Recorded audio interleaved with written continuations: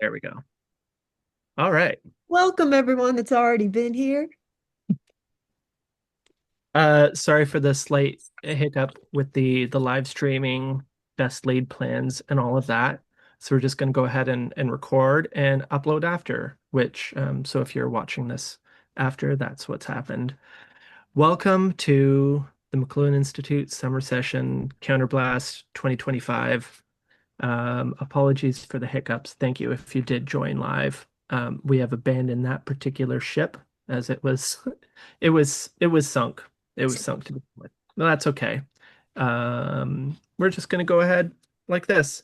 So, the McLuhan Institute, I'm Andrew McLuhan, the director, and we've been doing this course, Understanding Media Intensive, for 5 years.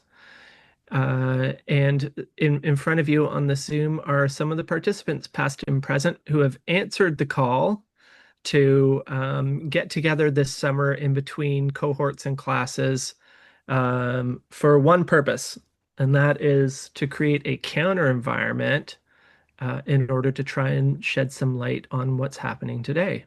So, students past and present were invited to put together short presentations to try and shed a little bit of light as stated.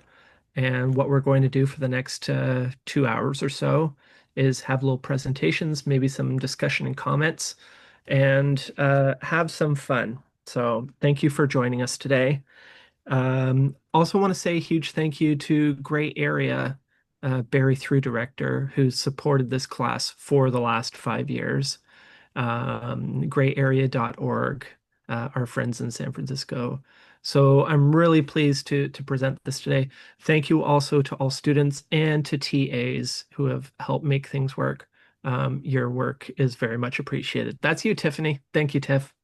You know what? Things don't always go to plan, but we give it our best shot. So thank you. Appreciate it. We have quite a lineup, 10 presenters. We're just gonna run right into it since we're short on time already. And first up, we have Anne Valencia from San Francisco itself with Constructed Realities, Generative AI, Video, and Social Media. And thank you for joining us and kicking it off today. Wonderful. Thank you, Andrew. And before I get started, I really, really wanted to thank you for being a part of this really amazing community. Um, so let's get started. Since the invention of photography, people have used images not just to record reality, but to reshape it. From fake photographs of ghosts to hoax cryptids, people have always used images to blur the line between truth and fiction. It can be staged, edited, and manipulated. But video as a medium has always been a little different. 10 years ago, faking a picture in motion would have required a studio budget and a team of animators. And now, with free AI tools on board smartphones, you can be doing that in minutes. Generative AI video is here and it's advancing quickly. And hybrid video, where real footage is mixed with generated content, is rapidly approaching. The problem is, as a culture, we're still operating on the cultural construct that says if it's on video, it's real. And that assumption is now dangerously outdated because the truth is, we've already been training ourselves not just to be consumers of media, but how to use our influence, biases, and opinions to influence that video and media.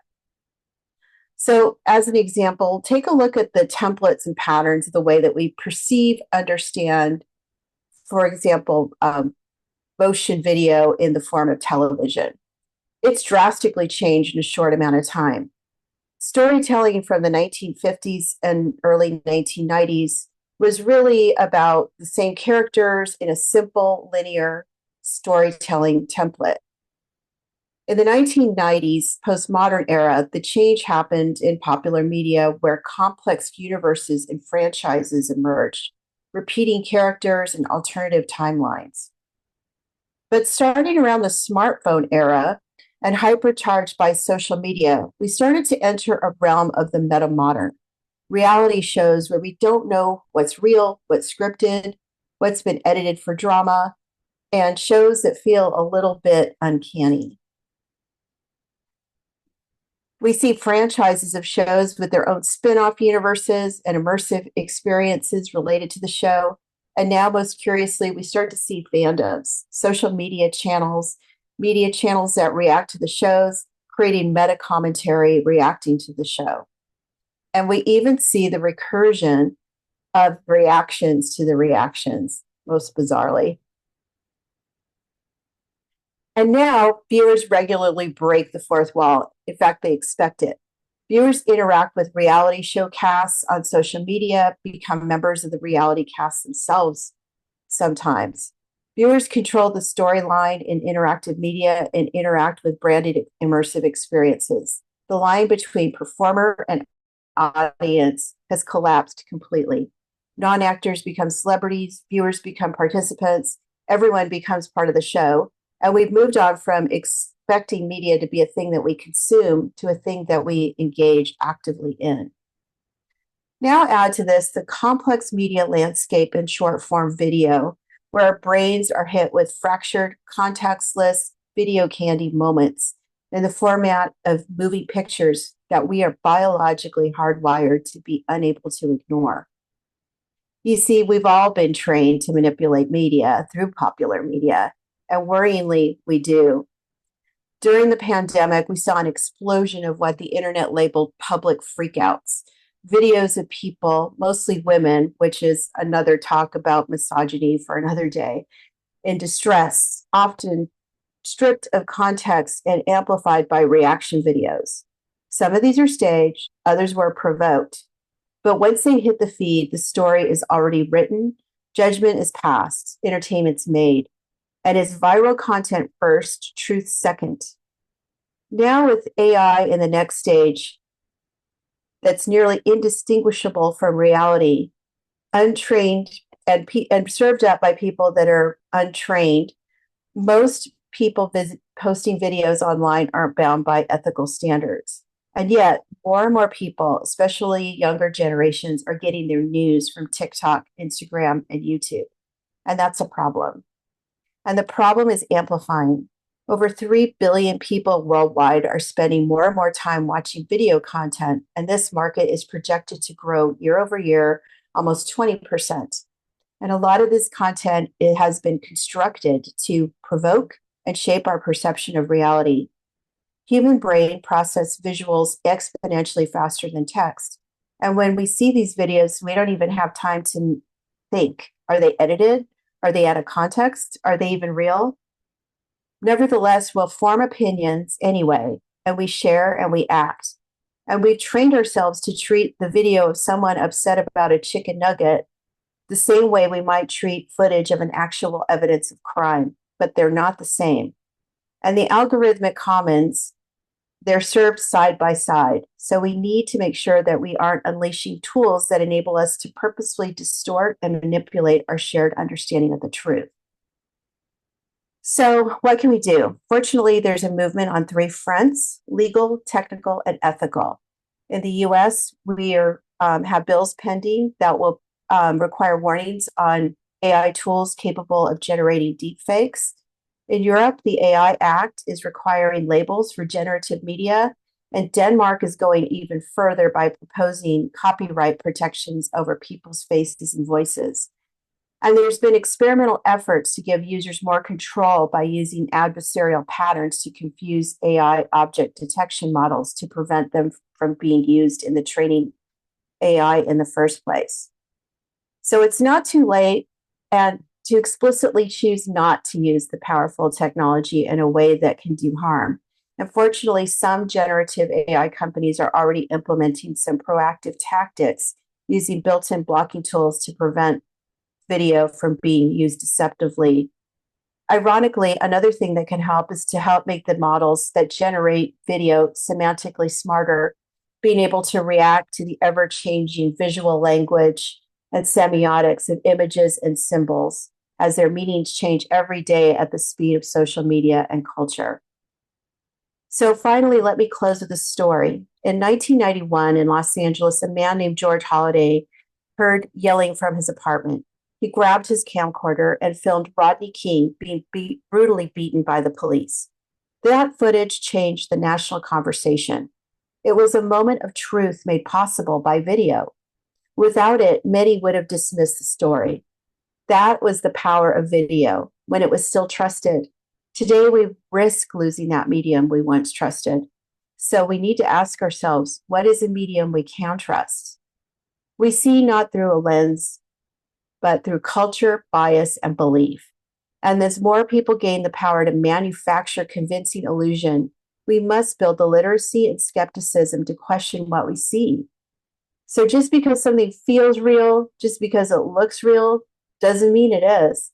Reality isn't just what's being recorded, it's what we agree to believe. And we must be very careful about who we let write the agreement. Thank you for listening.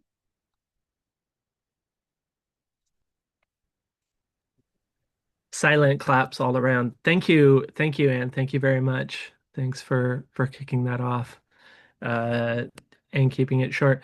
So the way this is supposed to work is people in the call, we're going to have a chance to comment or ask questions. Um, so if anybody does have comments or questions, feel free to throw them as we go here, or we can, save that to the end and do a bit of a free for all.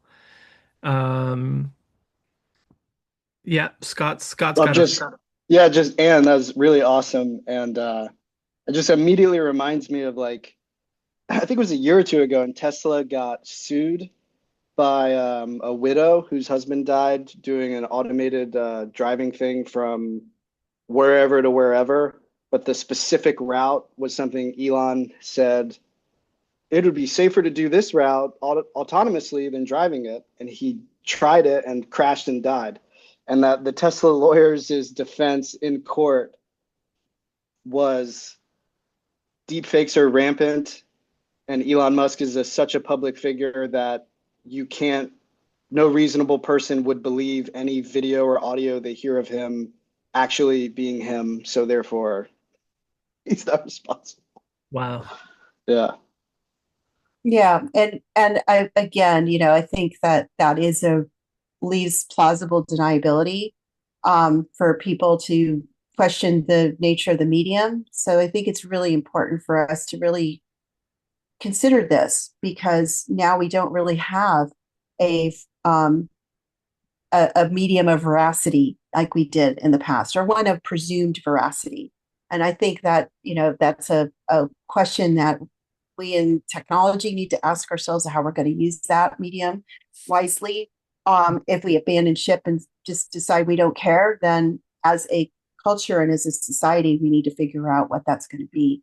And also be mindful of getting the word out that more and more of these videos can be faked. And we're all, as I mentioned, trained to be able to understand how to manipulate media through the medium that we have been consuming all of our lives. And so it's incumbent upon us to really look at everything that we see with a lens of skepticism. Yeah, I guess the more incredible these tools get, the less credible they become as far as, what comes out of them. Thank you, Anne. Thank you. Thank you, Scott. Speaking of Scott, Scott's up next, Mr. Horowitz.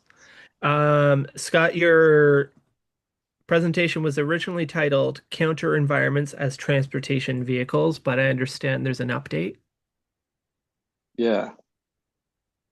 All right. It's called the title of the talk is Counter Environments as Transportation Vehicles, or Wake Up or Blow Up, How You and Your Favorite Artist Friends Can Literally Save the World from Armageddon. Okay. Apologies in advance for a lack of brevity. I've tried my best. I will talk fast.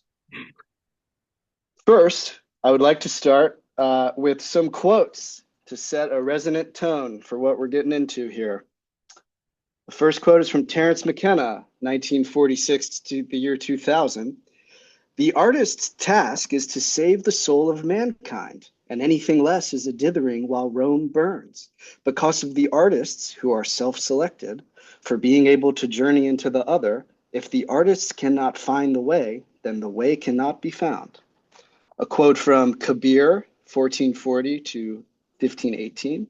Within the body there is music unending, though without stringed instruments. That music of the word pervades the entire creation. Who listens to it is freed from all illusion.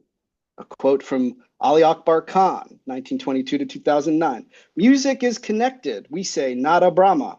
The sound is next to God. What is that proof of that? Because you cannot see the God, and you also cannot see the sound. But when that sound touches your soul, you feel something else. A quote from Rabbi Nachman of Breslov, 1772 to 1810. What a time to be alive. The most direct means for attaching ourselves to God from this material world is through music and song. Sun Ra, 1914 to 1993, said, the chaos on this planet is due to the music that the musicians are playing, that they are forced to play, by some who just think of money and don't realize that music is a spiritual language and it represents the people of Earth. A quote from Hazrat Inayat Khan, 1882 to 1927. Someday music will be the means of expressing universal religion. Time is wanted for this, but there will come a day when music and its philosophy will be the religion of humanity.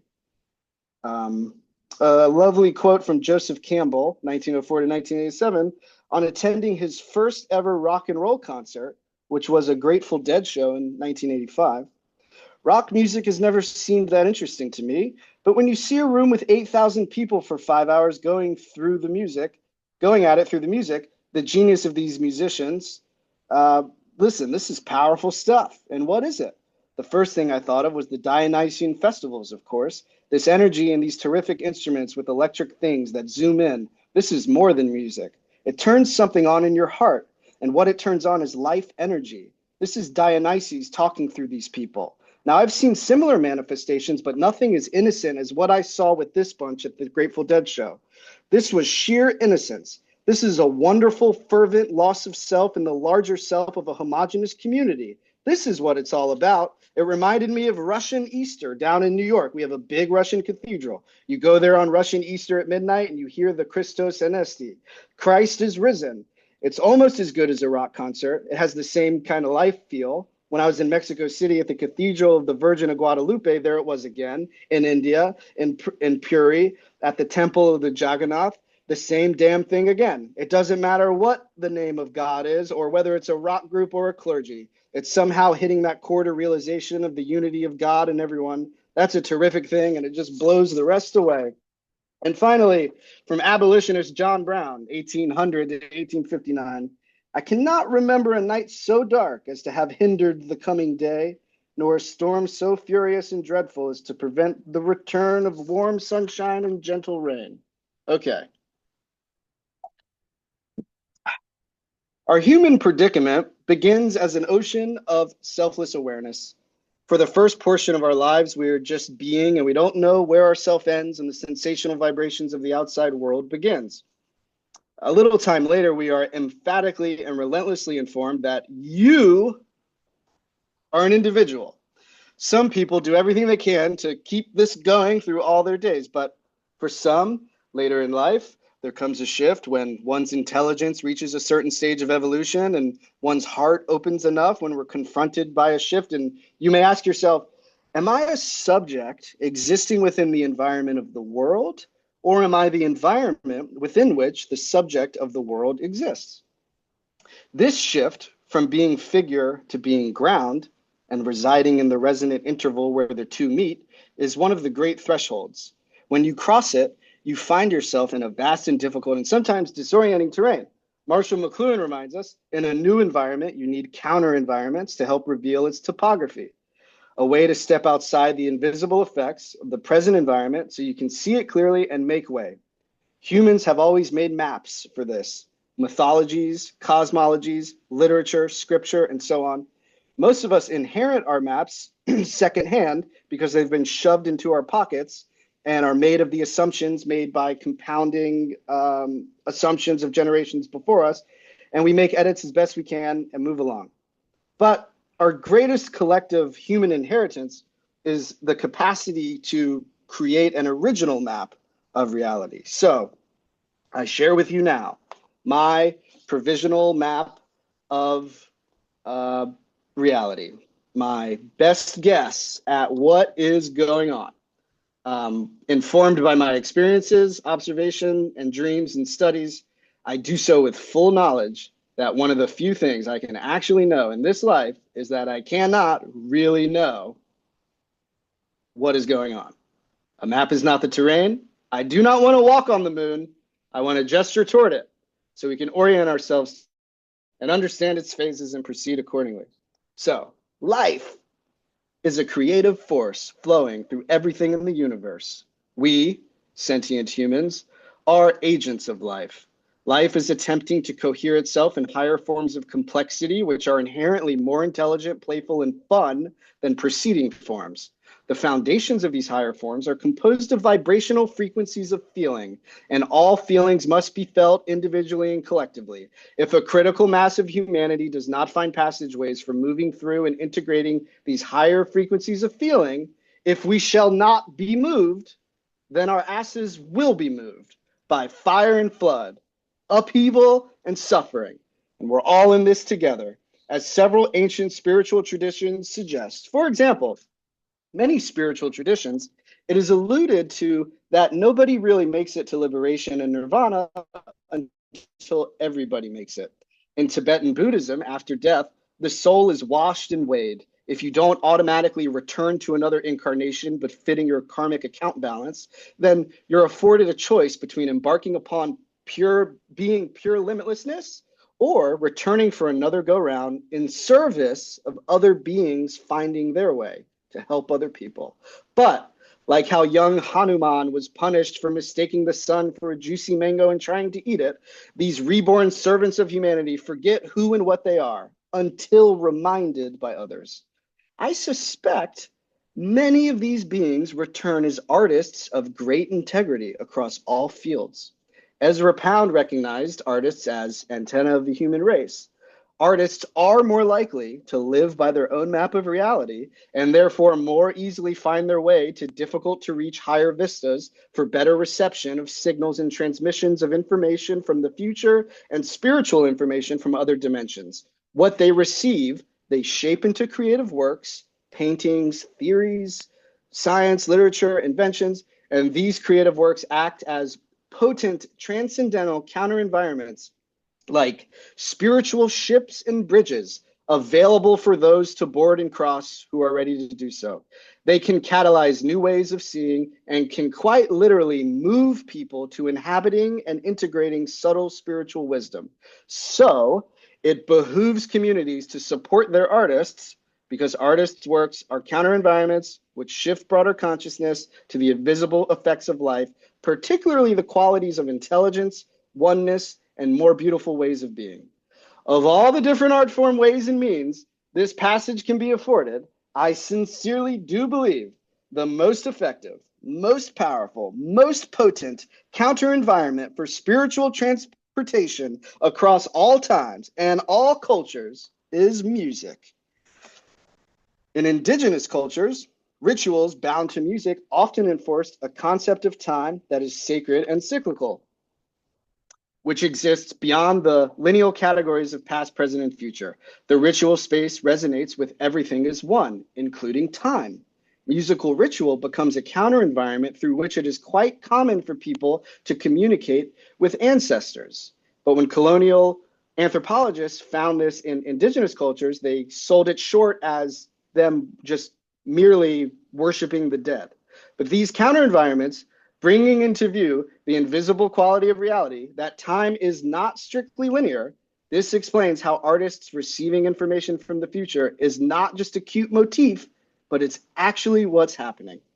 Sporting events, music festivals, and live concerts by artists and bands of a certain art-wise dignity are our modern ritual spaces. Speaking personally, I can say with complete seriousness that I have communicated with dearly departed friends and family multiple times since they've died. Every time this happens, I'm either at a Fish concert or a music festival at the Spirit of the Swanee Music Park. And I've heard stories from other people sharing similar sentiments. Remarkably, the two most powerful modern blueprints for these spaces electronic music and rock and roll bands willing to jam have roots that can trace to ancient books of the dead. The foundation of electronic music rests upon what was forged by dance culture of New York City through the 1970s. That cultural movement was godfathered by David Mancuso's loft parties. Mancuso would consciously map his song selections throughout the night based on the Tibetan Book of the Dead's telling of the post-death soul traversing the three bardos: arrival, ascent, and return. And the Grateful Dead's band name is what it is because Jerry Garcia randomly saw it written in a folklore dictionary, described feeling a tiny lightning bolt zapping his brain when he saw it, and later bandmate Phil Lesh would discover, written in the Egyptian Book of the Dead, "Let our chant fill the void in order that others may know, in the land of the night, the ship of the sun is drawn by the Grateful Dead." And living traditions are alive. Just last weekend, 60,000 people gathered for 3 nights in Golden Gate Park to celebrate the birthday of Jerry Garcia and 60 years of the Grateful Dead.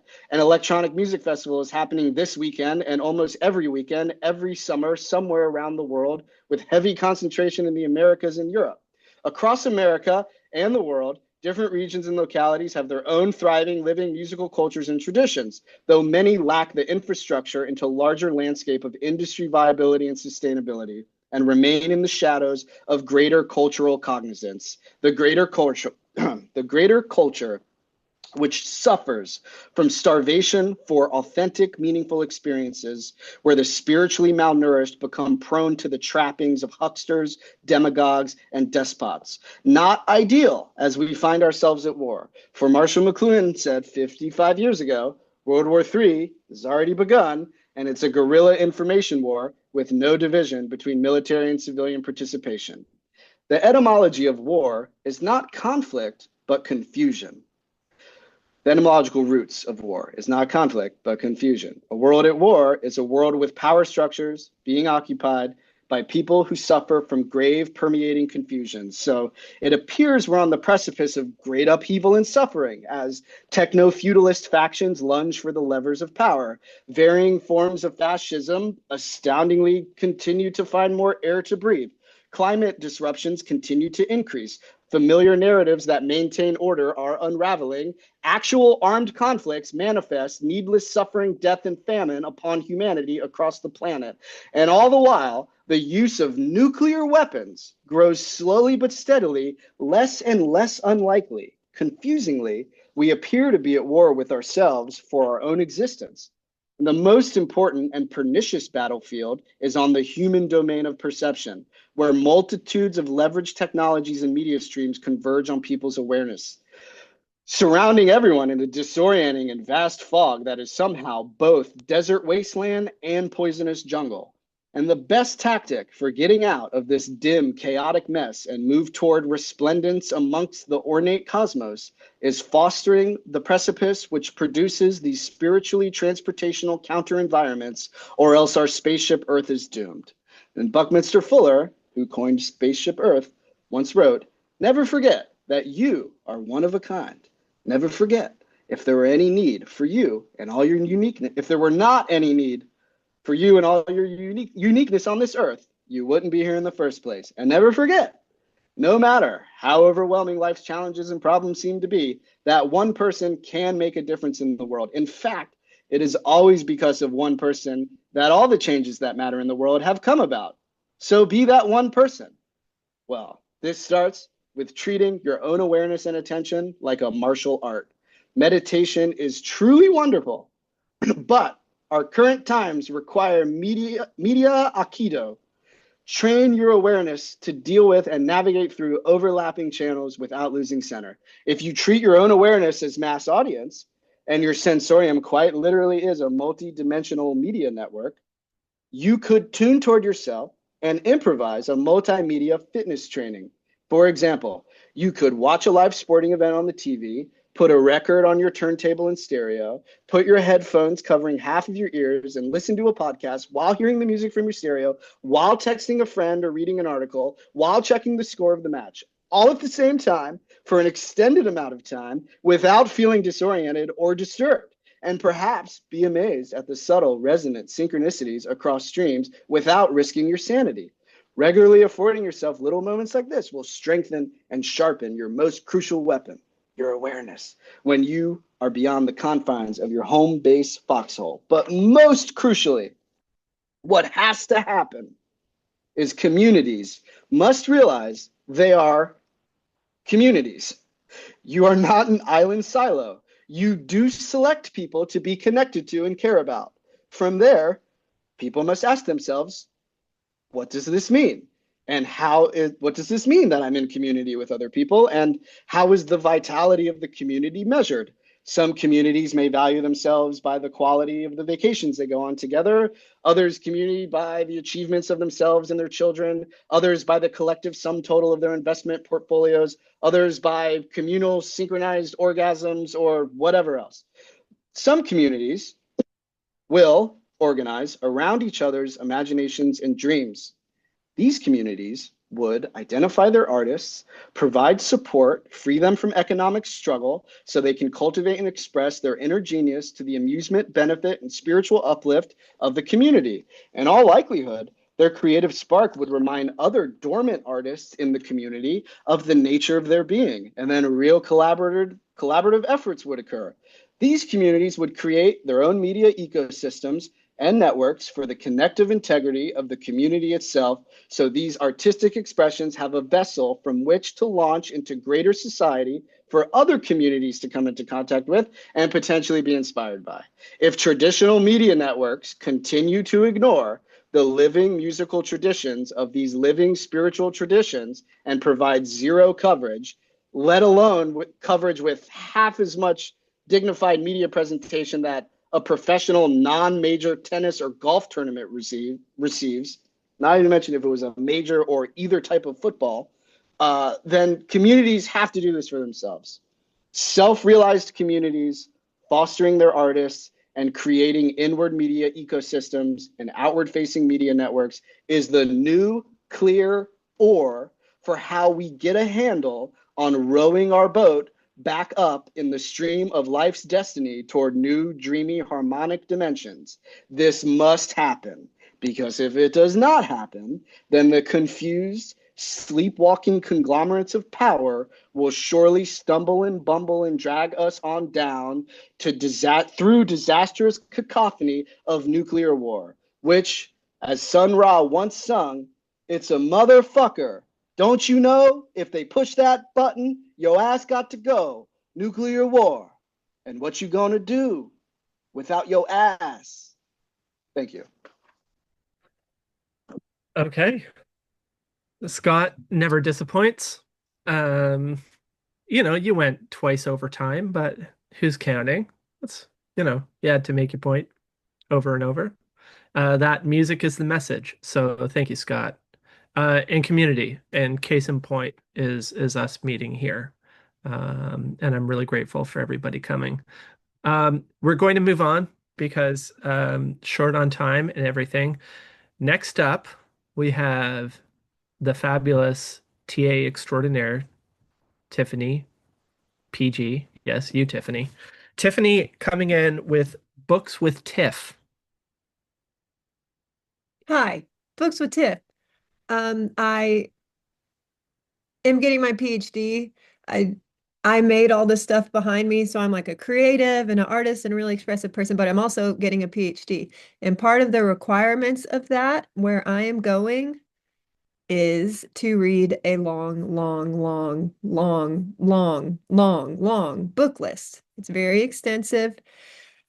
And I was like, wow, I could either like just read this long, long, long book list and be proud of myself for doing this by myself, or I can try to find a way. I really, really like people. So I was going to try to find a way to make it about people. So what I did was I took the whole book list. I'm talking like 90 books, and it's really contextual because if you're getting a PhD at my Duquesne, where I'm going, they're like, you're not just going to step into here and be like, hi, guys, like and subscribe. I have some thoughts. Like, there's this whole pre-conversation, pre-text, pre-experience. And then after you are gone, there's going to be a post context. So they want to like really, really fill me with what has happened before and important conversations that are happening now, so that whatever I have to say with my PhD that represents a university, both considers what has come before and contributes in a positive way to what happens next. So I agreed to read all the books, but I also agreed to be a human. So I took the book list and I put it on the Amazon wish list, like a wedding registry or something like that. And every single time, and I like put it on my website, and every single time someone kindly chooses, based on their preference, what they think is interesting, one of the books on my book list, they mail it to me. And then in exchange, I make this like mixed media collage of books. And I could kind of, let me share my screen so I can show you like a little visual. Share. I want to share this. Okay, sorry that took up time. Okay, so this is the book list. Do you see this? I want you guys to like immediately have a headache. Like it is wild. There's so many different authors. So like who does this? What kind of masochist says like, yes, I will. But the nerd in me made an Excel spreadsheet out of all this, and the red means not started, and some of it's completed. Anyway, here are like in response, these are some of the envelopes of the books that I have sent back. This is an example of one of the books. I decided to draw a little pig in one of the books and give it to people. I use like remnants of old bingo cards and things like that. So that's what you get in the mail. And there's also the conversation that I get to have with these people because they very specifically pick, there's so many subjects with which to like on this list. Every subject you can think of. We're talking like science, we're talking religion, we're talking media ecology, we're talking everything. So I made it matter in that way. So I think my point of all this, for the sake of time, is like there's something you're told you need to do. How you do it is up to you, which is a little song I just made up just now. Did you hear that rhyme? So I just like make it matter. We're from media ecology, Andrew, like you pay attention to what's going on, you respond appropriately based on what you have decided to care about. I care about people. I want to involve them in as much of my life as I possibly can. And there's no point in a stodgy little PhD where I just learn big words and spout them out at people that already know how to read big words. Like I wanted it to matter in a very human way. So that is what I did. And that is my project. And that is my time.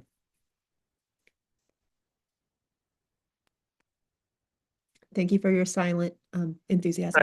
It's like the Yeah. amazing. Thank you. I'm handing out presentation awards in the chat as we go, and I think friendly presenter award goes to you, Tiffany, for your very friendly wanting to include all the people presentation. Love that about you and your art. Or for me, but I appreciate that. Tiffany, can I ask a question, Andrew? Tiffany, do you Oh. have a link to your wedding registry, your book wedding registry? Oh yeah, I'll send it's on my website. It's at the header Perfect. footer of my whole website. So I'll Throw send it in the chat if you want. Yeah. What's your website, Tiffany, for those watching and not TiffanyPettyGillum.com. tiffanypettygillum.com? I'll add it to the YouTube notes so people can see it. Thank you. And My PhD professors were like, you need to start regularly writing. You should start a blog. And I was like, no, I don't. I'm not like a blog girl. I don't care. But they said, you have things to say. A PhD isn't just thinking them, it's doing something with them. So you have to. So that's why I have a blog and make books. nice. Thank you for your service. Mhm. We're going to move along. Next, we have from Austin, Texas, A Tale of Two Texases. Well, Tiffany was nearby in Tyler, so Tale of Two Texases. A Tale of Two Texs. Jacob Sager, our friend. Yes. It is a tale of two texts and two Texases, if I'm following Tiffany. That was three T's, and that makes a fourth there. I'm Jacob, and I'm in Austin, Texas right now. And like Marshall McLuhan, I was an English major. I say I'm a recovering English major. I can't help but see structure or want to look at a book. And see the book as a thing, and see the book as a thing that's kind of like morphing across pages, whether or not that's a narrative or a stream of ideas or something of that nature. So I actually wanted to then move to a quote from Understanding Media that I wrote down in this notebook here. from chapter 3, The Reversal of the Overheated Medium, which is actually a joke that a caterpillar gazing at a butterfly is supposed to have remarked, "Wow, you'll never catch me in one of those darn things." And so, which reminds me of another joke, which is this uh, from Saturday Night Live from like the 90s, a Jack Handy quote where he says, "If you ever realize what you're watching is a story within a story, hold on, because you're in for the ride of your life." And so when I'm talking about two books, I feel like it's a story within a story.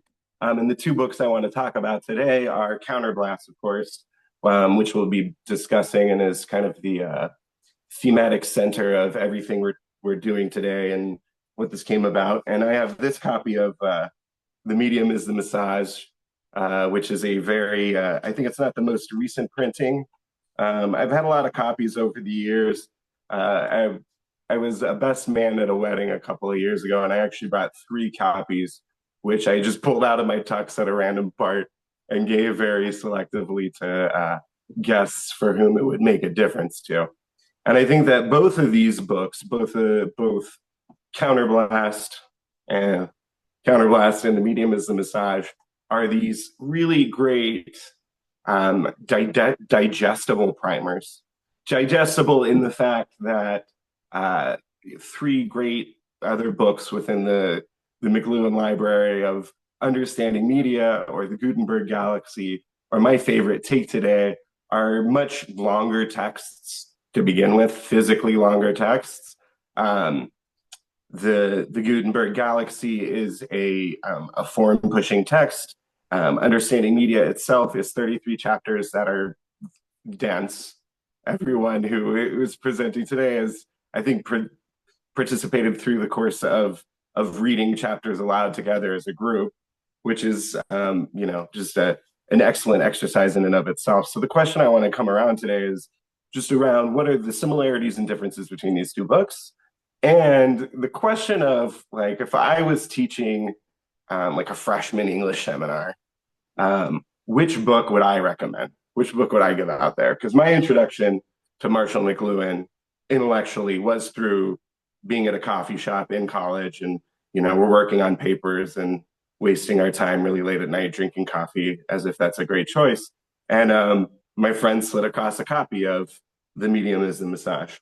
So the thing that's about these two books is chronologically, The Medium is the Massage came out in 1967. This edition, this version of Counterblast came out in 1969. The original version had to come out in 1954. It was more of a pamphlet at that time, but it was also Marshall and Harley Parker working there.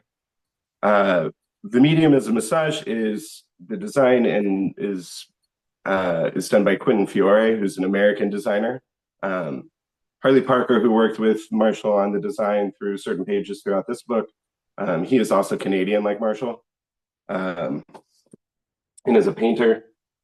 So one thing is 1967, Summer of Love. It's like the height of the 60s, and it's before really a way that like 69 had a very sharp, at least in the United States and in the narrative of the American history, is like we had 68 was a spate of assassinations, and then you have the moon landing. And so there's this very like cap to the 60s and the very end in a very different environment, even in much as 2 different years there. So the thing about The Medium is a Massage as a book and its styling is that I was originally going to do this where I was going to do a PowerPoint presentation and take some pictures of pages side by side, but I realized that if I was going to be showing you a book, I might as well show you the book. So for anyone who has or hasn't read this book, right away you get to the first page and you're going to be met with a lot of different images. And the way that the words work on different pages are going to sometimes be a very regular formatted text that you can assume from page to page. But at other times, the text itself is a play on the page. So for instance, right here on your right side page, it says what does it say? It says printing a ditto device. And then when you flip over to the next page, that is in the inverse typeset, like as if it's been printed. And the book itself is actually very much playing with, while it's talking about the printing press, playing with the typography of a page very graphically to give you that experience of the printing press. You come over to Counterblast, which is really awesome. You have a lot of playfulness when you start coming through the book right away. And the playfulness is always textual. It's not, we don't have images in this book. Okay, but the way that some of these words are going to be laid out are going to be really playful. But right away, we have that same typographic trick. And both times it's kind of, it's very much, it's a typographic thing, right? It's not playing with an image that's played on the page. Whereas the medium is the massage is much more graphical with actual photographs or pieces of art. So that's kind of the big difference in the forms here. Like this one right here is takes you through the medium as a massage takes you through multiple textual modes as a way of a book. It's like as a counter environment, as an anti-environment, is trying to make you very aware of the book and the book talking about environments existing and not existing and being aware and how the artist may or may not perceive that. Counterblast is staying all the time on text. It is much more direct essay, as much as there's this kind of McLuhan-esque jumping between topics in the same way that I might be going through my presentation right now. It's a lot more formal in its arguments, but they're making pretty much the same thematic points overall, which are related to seeing the anti-environment and how artists can perceive that. Pardon me. I would say that they have two very different vibes. So if you're going to go with the medium as the massage, it's much more intellectually punk. You flip through the pages of this book, it's a zine format right away. It's very much breaking down the magazine format, a lot more visual. It speaks on war and current events in a way that Counterblast does not. And at the same time, given the political environment of 1967 and the years before and after it, as I briefly touched upon, it's a great probe where Marshall avoids actually talking about any very specific political event at all. And there's a great comic in the book that's juxtaposed to a railroad in which a young lady is saying that she just can't keep up with current events. Now, one thing in particular that I wanted to show you from both books, and forgive me, I just got like nervous in my presentation, is there's two great ways in the book where the book itself talks about the hidden environment and the anti-environment. So I want to show it, and this is kind of the big piece of this presentation is, this is from Counterblast. It's actually pretty soon into the book, is you have this page, which if I'm holding out here, I feel maybe you can read, maybe it's actually a different experience when you're seeing it through a camera lens, but it's kind of hard to read. But when tilted, it's usually easier to read, and it says the hidden environment. And there's a similar page spread that we have here. Just about the same way about through, pardon me, that my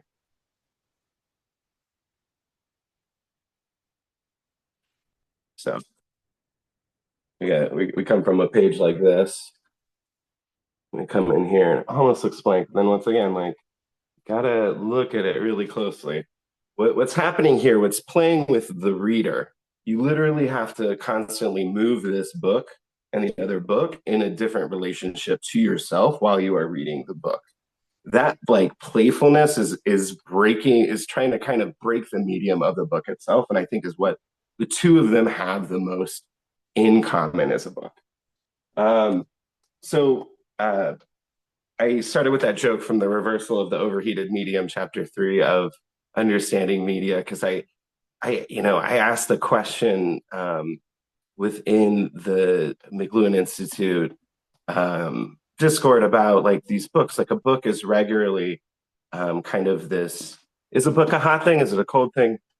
I'm like feeling jumbled at the second. A book is hot, right? It's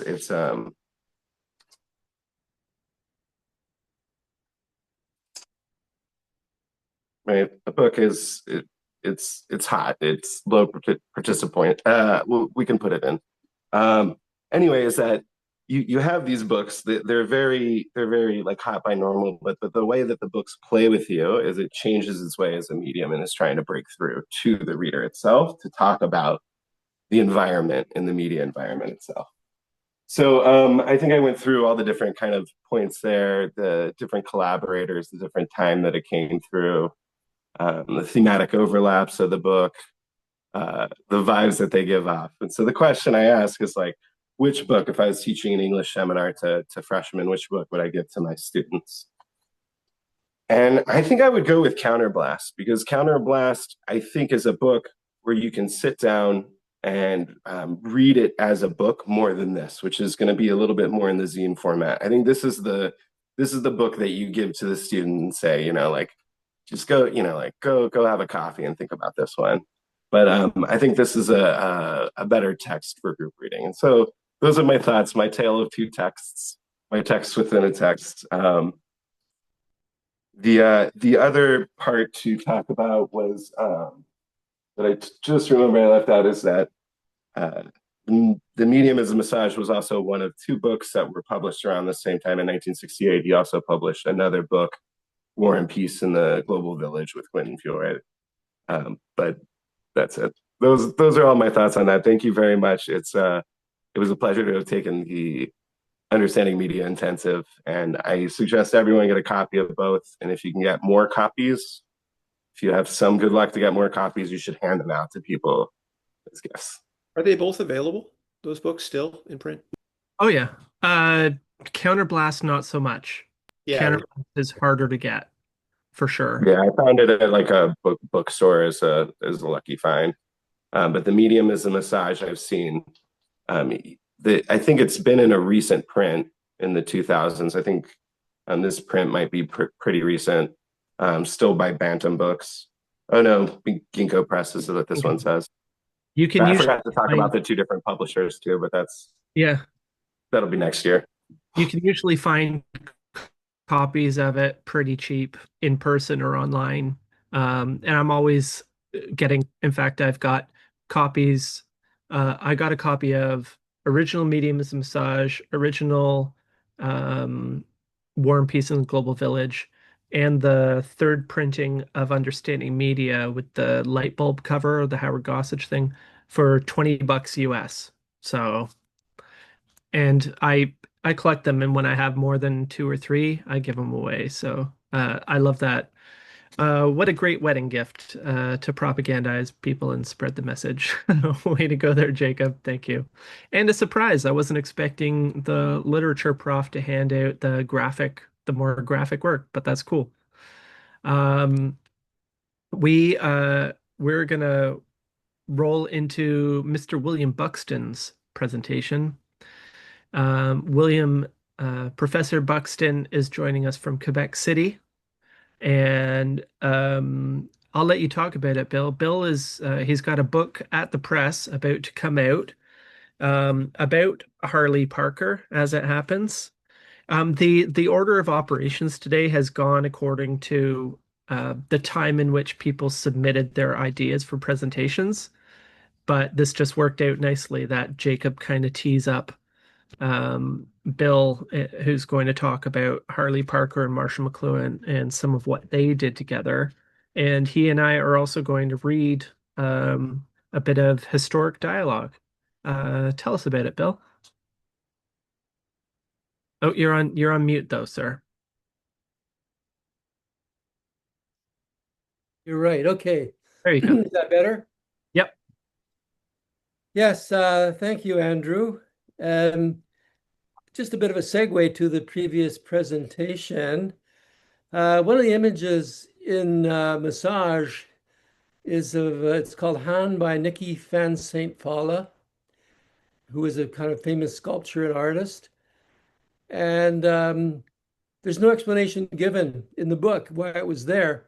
But what's interesting is that she had a presentation called Han at the Stockholm Museum in, I think it was a bit earlier, but basically it was a woman's body that you could enter and walk around in, and it was really inspired by McLuhan, in fact, overtly so, because the director of the museum liked her work and commissioned this to be done for the exhibit because it was all about McLuhan. So it's interesting that this was in Massage, but it wasn't explained really why it was there and what the connection was to McLuhan's own work. And she's kind of enjoying a bit of a resurrection. I mean, there's a film about her, Nikki van St. Holla, and there's a documentary on her and a dramatic film appeared recently. And there's presently in Quebec City, there's a traveling exhibit of her work, in fact. So she's really gotten a lot of attention in recent days. But in the book, she doesn't really have any reason for her work to be celebrated because it's just there and it's not really explained. Anyway, to my book, basically, this was based on a report that was written in 1969. It was of a seminar that took place in New York City in 1967, same year. And basically, what happened was that the director of the City Museum of New York invited Parker and McLuhan to serve as moderators for a seminar on museology, inviting all the movers and shakers of the museum industry in New York State, the city and around the state, and actually around the world. And about 80 people eventually showed up, mostly from New York.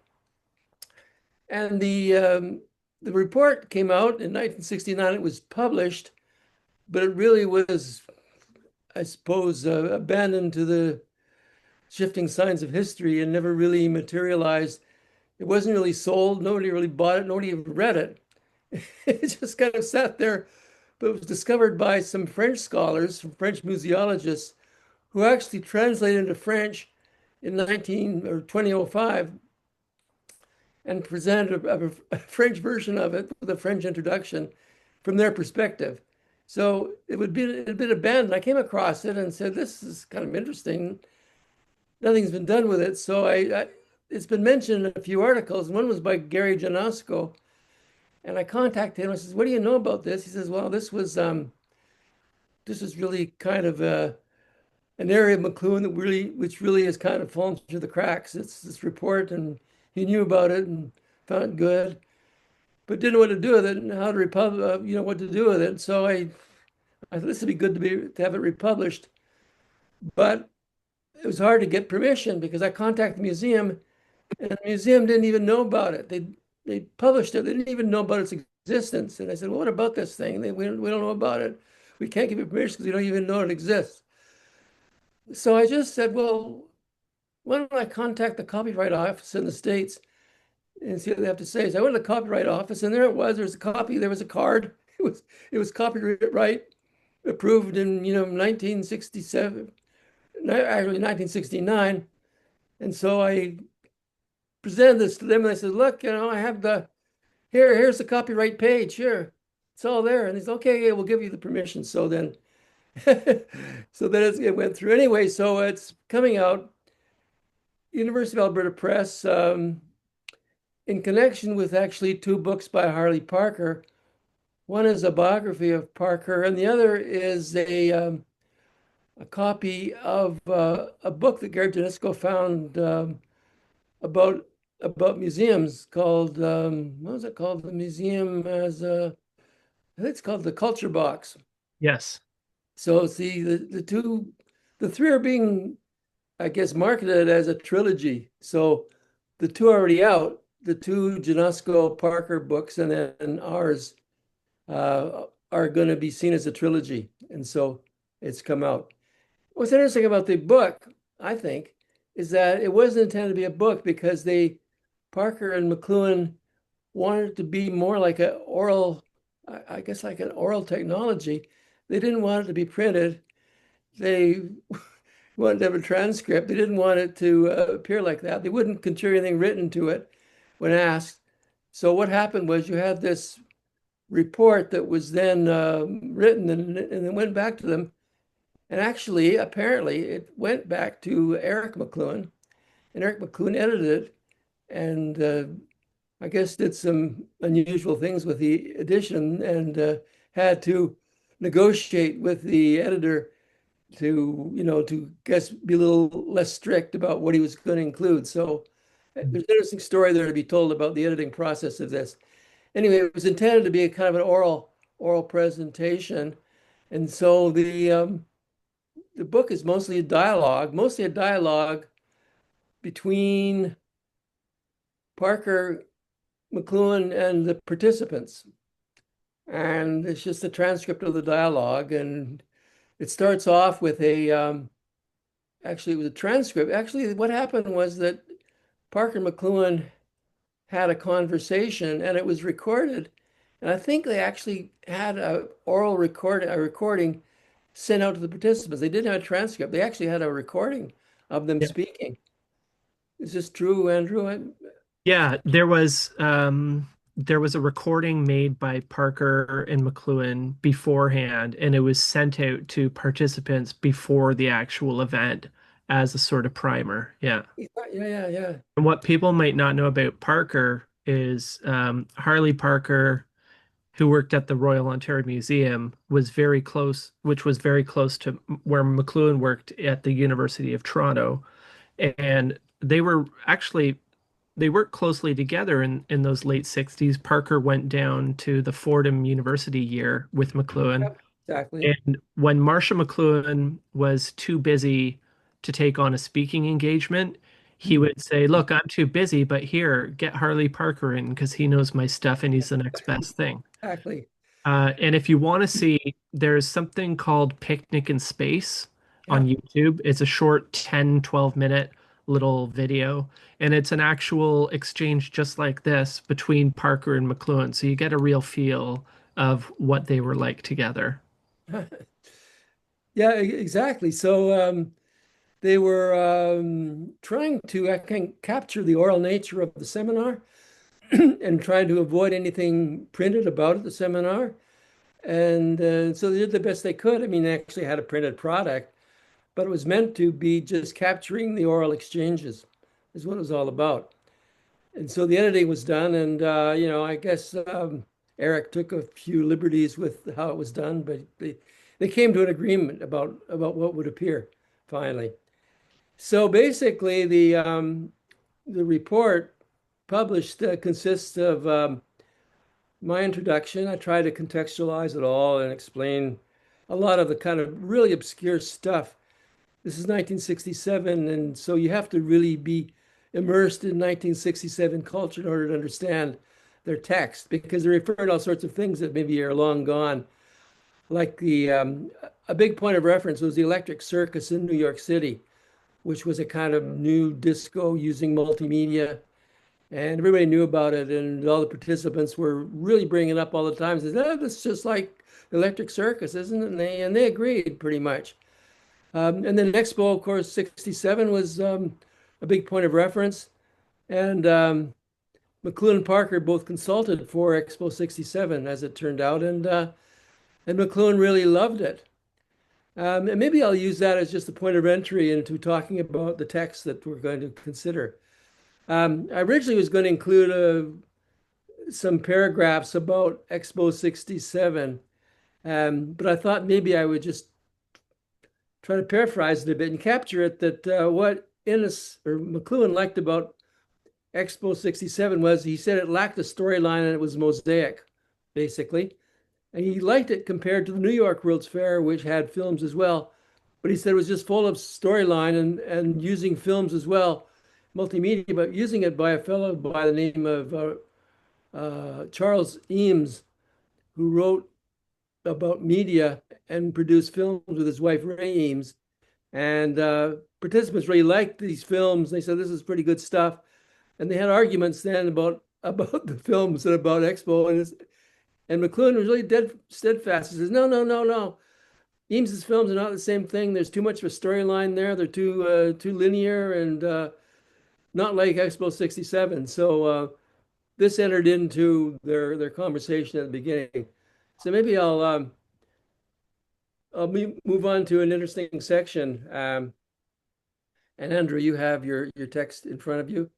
It I have starts. my text. Yeah, right. Okay, so it's Dr. McLuhan who says, Oh, the text you sent me, Parker starts out with museums, of course, in the past have tended. well, I tried to paraphrase that a bit, and then we'll jump down to the section where it says, Dr. McLuhan says, what about Okay, sure. So I'm being Dr. McLuhan. Bill is being Mr. Parker. Dr. McLuhan says, "What about Harley? What about the OK Moore responsive environment, the typewriter? You touch the letter A and it springs at you from the walls and you hear it and you feel it. What about the possibility of designing for artifacts in museum environments that are also responsive, in which the audience could experience this participation, so that when they had recognized the nature of the artifacts, why the bells and buzzers would ring from all over the place? That this kind of recognition, pattern recognition, would then be paid off by the environment going into action." Mr. Parker? Pinball machine? Yeah, Dr. McLuhan? yeah, Mr. Parker, large room pinball machine. of So course. Education by I'll concept. stop at that point just to say that we decided this would be the title for the book, Museum as Large Room Pinball Machine. Because I Yeah, think that really captures the essence of what they were trying to do, or the way they're trying to reconstruct museology by making it more tuned to multimedia and the sensory world. Okay, so Dr. McLuhan. of course. Education by concept is the old way, and today we are moving into percept, training of perception. I think the whole museum world can move around into this stance. Mr. Parker. Well, the training of perception, I suppose, really applies to training of the total sensorium, the total human response, instead of just noticing which category something fits into. And then it jumps down. Maybe I'll just paraphrase this next section because it's all about Twiggy. And McLuhan had an obsession with Twiggy. I think he, in fact, wrote an article in New York Times about Twiggy and Yeah. talked frequently about Twiggy and basically Twiggy as being iconic rather than erotic. And one can puzzle over this part of the text because I think there's a lot that's buried in it in terms of what the exchange was. So I'll just pass over it and then get to the part, well, goes to Mr. Parker saying, let's go into pornography. All right, you take that. Mr. Parker, pornography is purely the result of visual stress, a fragmentation of all the other senses, and a complete concentration on the visual. There's a story of the university professor who was crossing the border, and the customs man said to him, "What do you do?" And he said, "I'm a professor." "Have you got any books?" And he said, "I have a few books." "Do you have any pornographic books?" And he says, "I don't even own a pornograph." That's one of the jokes of the report. And then he went on to say, visual stress is the one thing that fragments pornography off from a true healthy sensuality. So just this final section comes towards the end of the report, and it's the part where there's a lot of exchanges between the participants and McLuhan and Parker, mostly because they were all pretty much befuddled by all of this, the participants, and they were trying to really get clarification because they just didn't know what to make of it, and they were really, I think, quite confused and disturbed, I would say. Anyway, this question came from Mr. Keith Martin, who was the director of the Robertson Memorial Center, and he said, "Speaking of museums, what is a museum?" Dr. McLuhan. A museum is a kind of garden of the muses. That's what the word means. And the muses are the various faculties of the human mind extended out into environment. Oh, our new computer world is an extension of our nervous system into a total environment, not just around the planets, but around the cosmos. What the muse of the computer will be, heaven knows. But the muses are the human faculties, mental, spiritual, sensory, extended out into the environment. A museum, then, presumably, is a collection of all of them in a kind of consciousness. Mr. Parker, the function of a museum is to set up an environment which allows the challenge of assumptions. This is the field in which creativity can occur. It is also other things that are obvious, but I think one of the most important things that museums can do today is to help solve one of our biggest problems, our incapacity for intercultural dialogue. The Chinese say something we interpret from the Western point of view and scream. Perhaps the Chinese didn't mean what we thought. So stop at that point. Yeah, the whole thing is kind of shade. It's funny because I think you're absolutely right. The gathered museum people had no idea what to do with any of it, which was a common response when Marshall McLuhan tried to do something like the Bilderberg thing. He spoke at Bilderberg, and I don't think anybody understood a word that he said or what he was trying to do at all. So this is kind of shades of that, but it's a lovely artifact that we have this transcript, and I'm really grateful to you, Bill, for putting in the work and getting it out into the world. So we'll make sure to add a link into the YouTube video so people can find it. University of Alberta Press, is it? Yes, yes. Excellent. Thanks, Bill. I might just add something. Okay. One of the participants who wasn't confused was a man named Everett Ellen. And Everett Ellen had been the assistant director of the Guggenheim and was quite fed up with the museum world. And he went to a seminar in New York City featuring McLuhan and was quite inspired by him. And he asked McLuhan at the end, he said, what do you think of the idea of having a computer network for museums in which they would all exchange information using new computer technology as a kind of shared world of museum artifacts? And he says, do you think this is a good idea? McLuhan said, go for it. And so he did.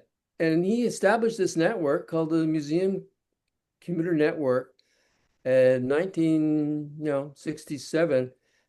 And it survived. It's still going on. It's still going on. And it really is the way that McLuhan's ideas very concretely really affected museology through the work of Ellen, who was a kind of visionary in his own right. Excellent. Thanks, Bill. Appreciate that. All right. Y'all ready for the halftime show? It's happening. One of my goals for these summer sessions, the primary goal is a way, this course has been going on for 5 years now, which is incredible, and we're in the last part of the book on the third time around. So we have a mixture.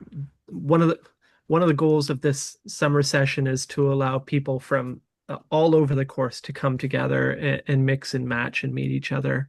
And so I'm pleased to bring in Joel Plaskett, a Canadian cultural treasure, and student like the rest of us of understanding media, who so everybody in the Zoom here knows, but one of the highlights of the course is that, well, I think anyway, I ask people to give assignments every class, and they're voluntary.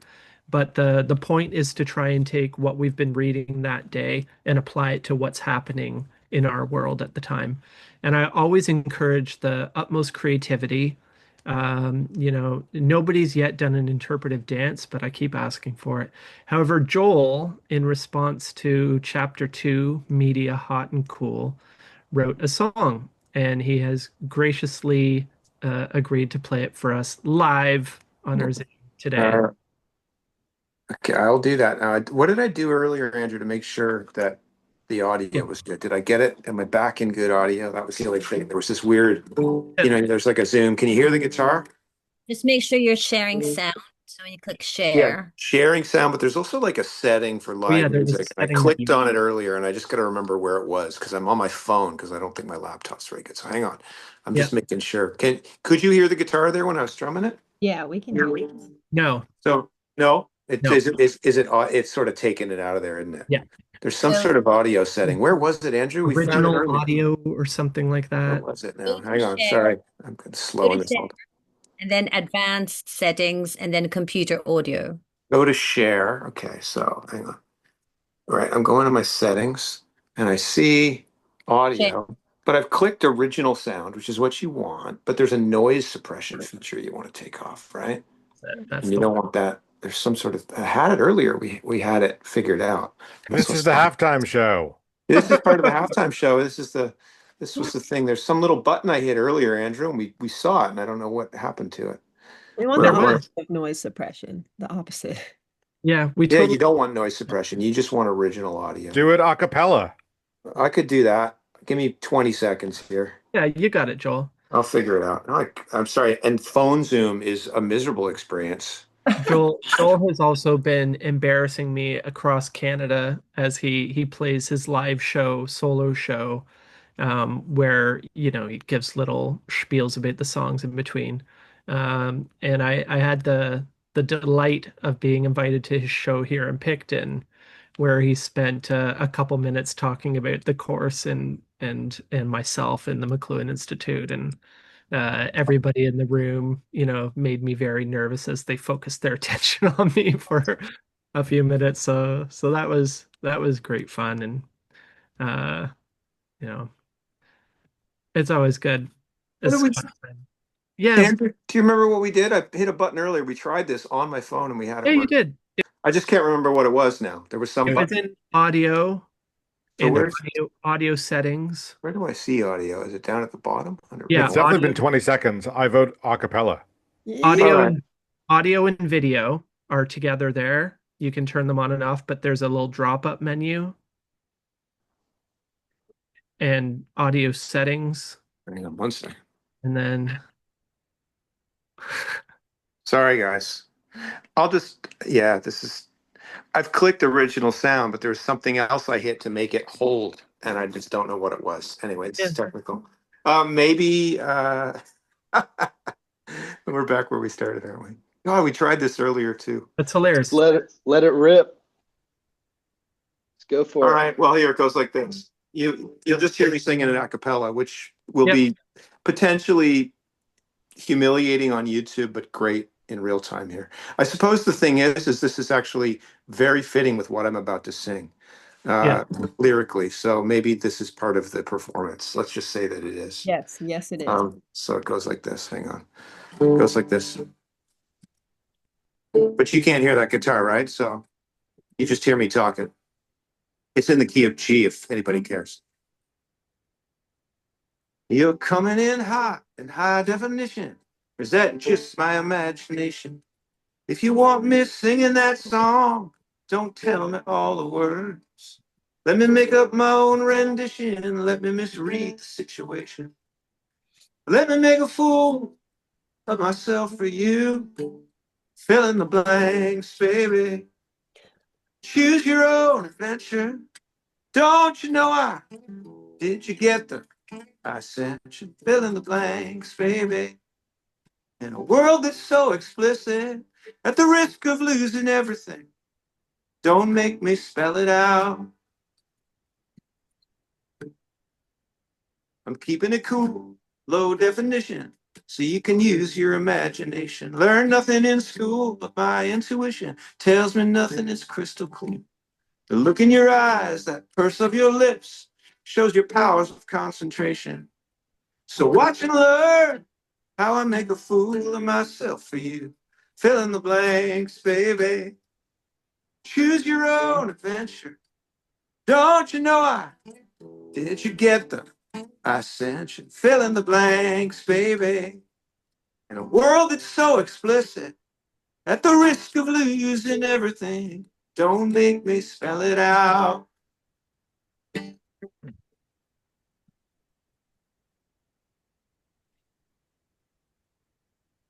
You want to take me to school in hot pursuit of a higher education.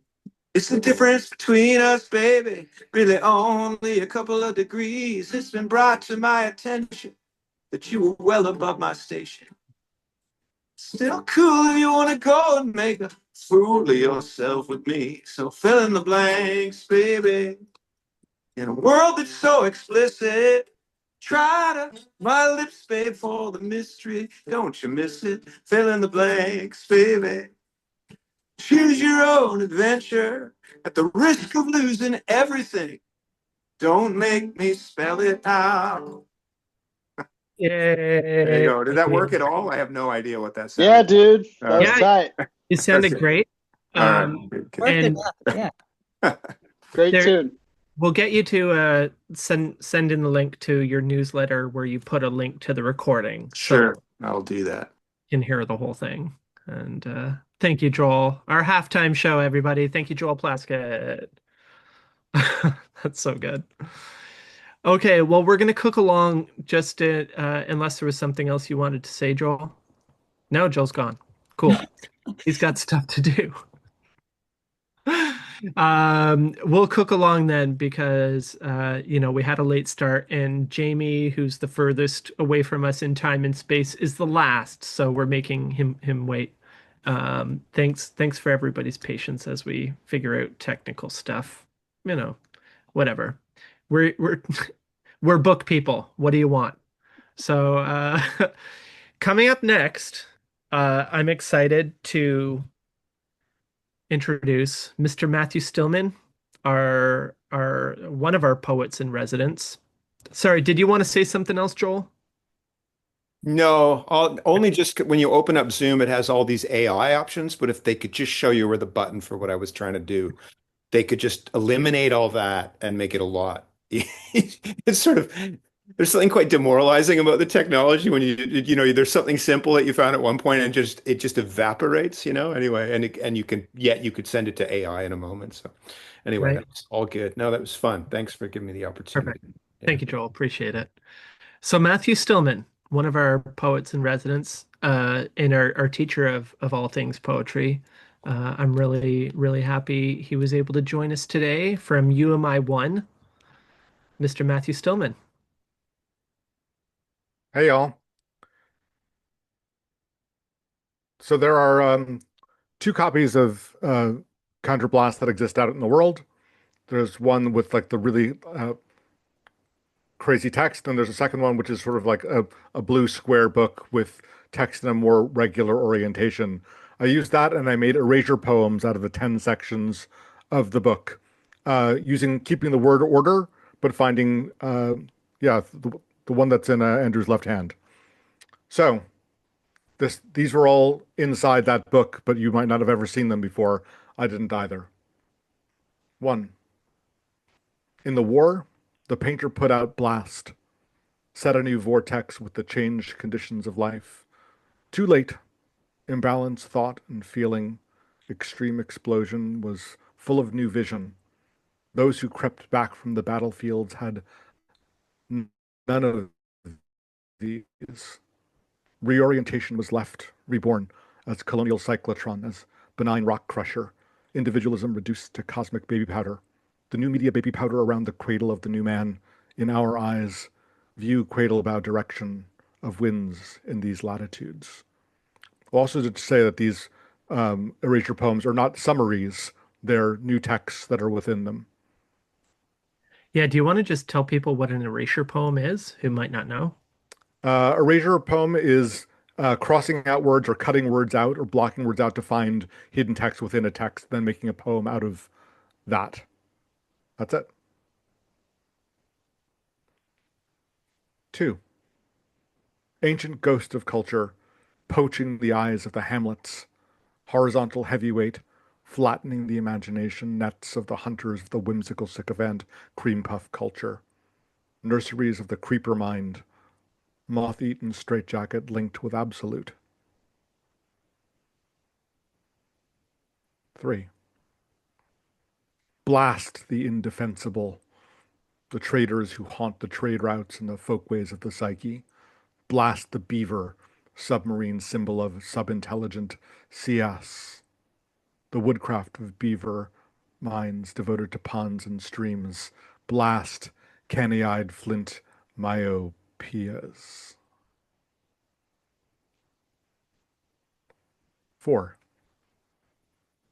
O damp cultural devotees of time, O blast the cringing flunky spirit of snobbishness, ignorance, penury, tomb of talent, font of dullness. 5. The time that breeds all the rampant empires, express imp oil of real meanness filling coffers, locked in the double-talking 17th century bosom of Pascal, bless absorbed America. 6. Farm culture, bless our sense of density of the world's most ancient rock. Trojan capital to panic and squalor, reminder of the condition of man.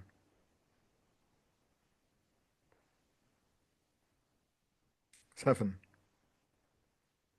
Bifocal, bilingual tower of culture, foe of Babel, friend of Janus.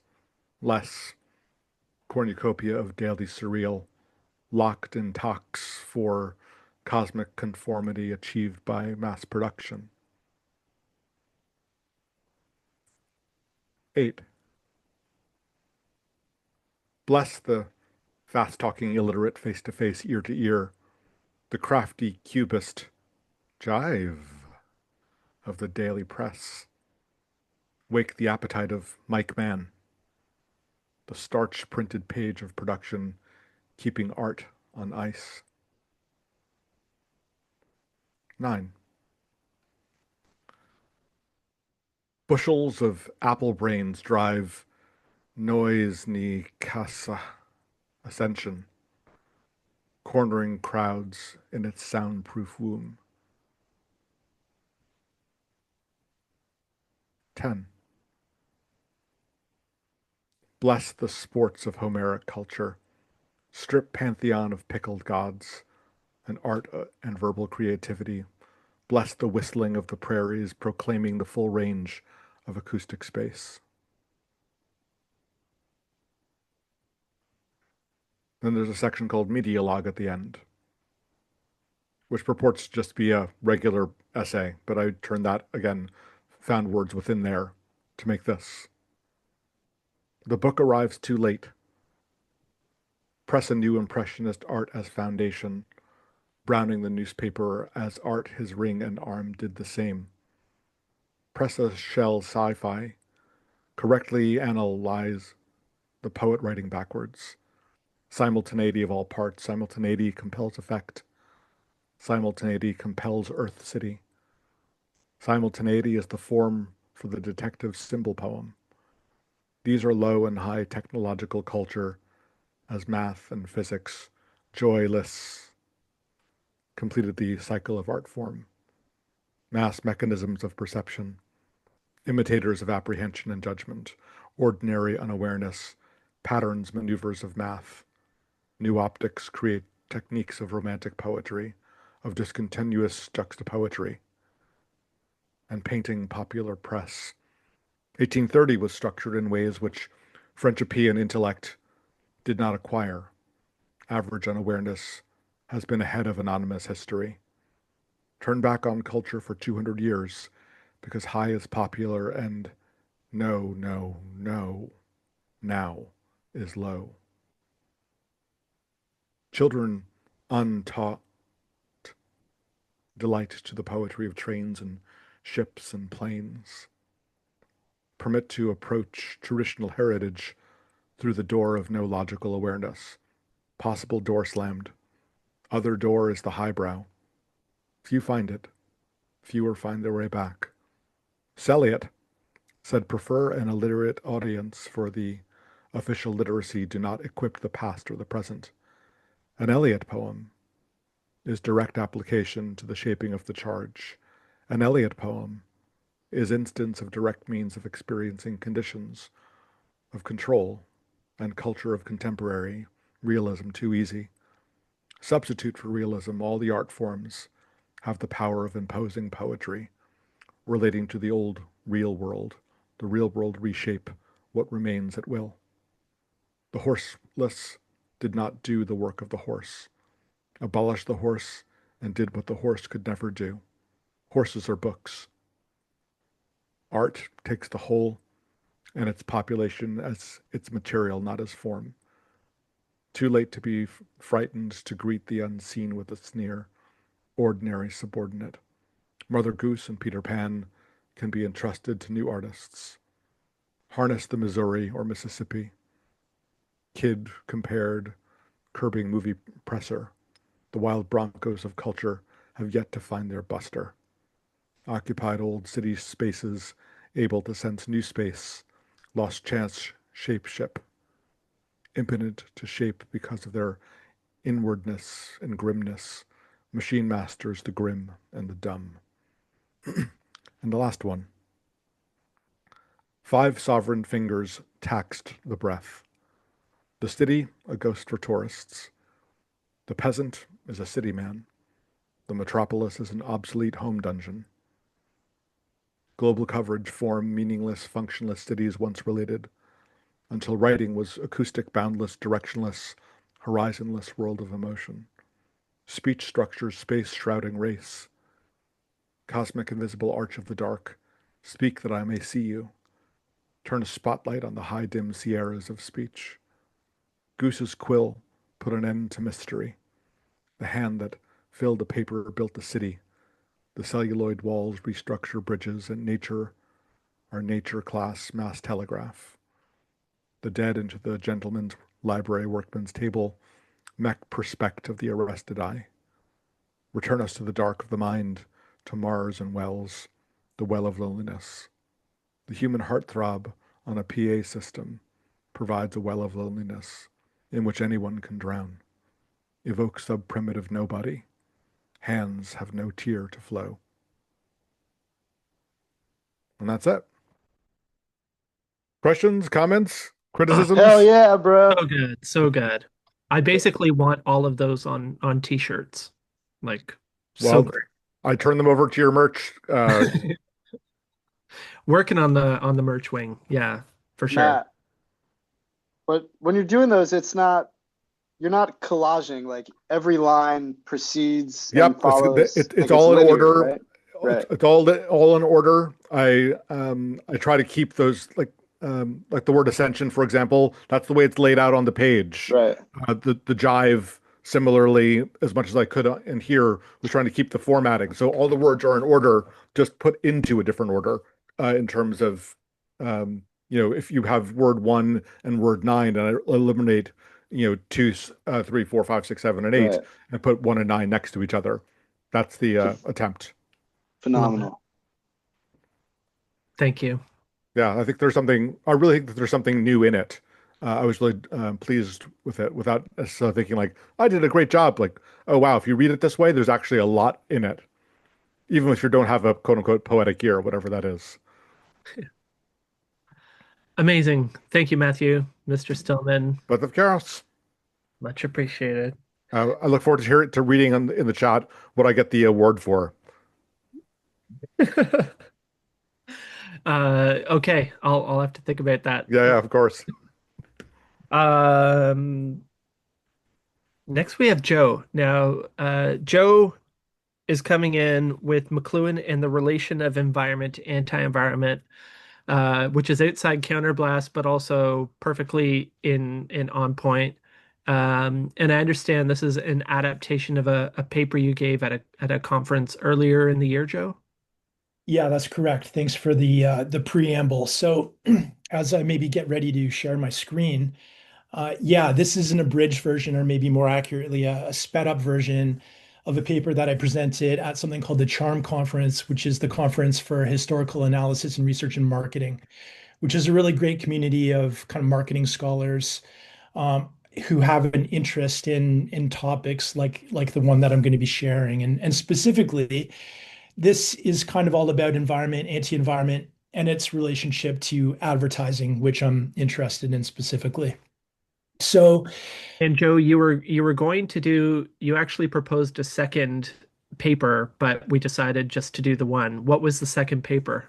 that's right. So the second proposal that I had was I'm currently working on a doctorate, and I'm exploring the relation of meme culture to advertising through the lens of talking to a variety of different content creators and advertising industry professionals, and I'm using McLuhan as my theoretical foundation, specifically the triad and the laws of media.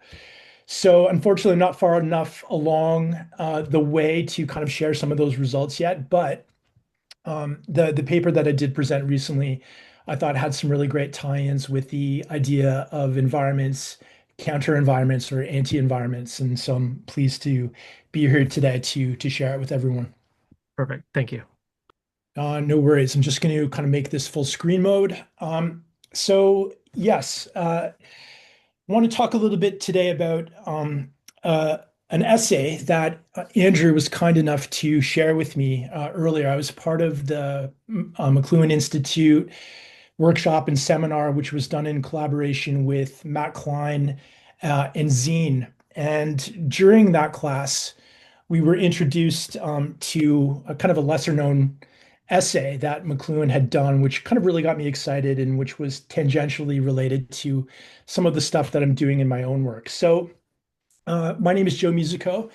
I'm a professor at Humber Polytechnic, and again, also a doctoral candidate at Athabasca University in Canada, and doing my dissertation on meme culture advertising with McLuhan as my theoretical lens.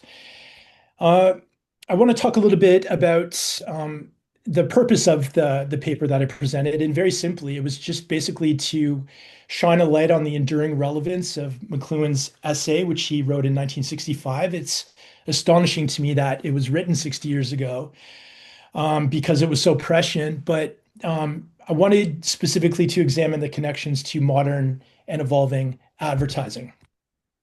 So the OG essay, which again Andrew shared with me, was this typewritten document, which was kind of the genesis of this essay, which was not published until kind of afterward in a variety of different books.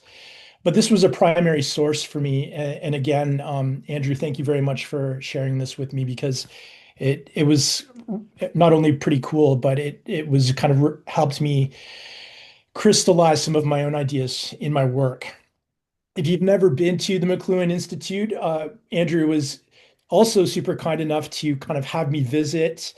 And I'm sure if he's not taking his kids to hockey and you happen to be in Prince Edward County in Ontario at some point, that he'll be kind enough to show you around. And it was absolutely fascinating. It's both rustic, but it's still imbued with a lot of the amazing work that his dad and his grandfather did.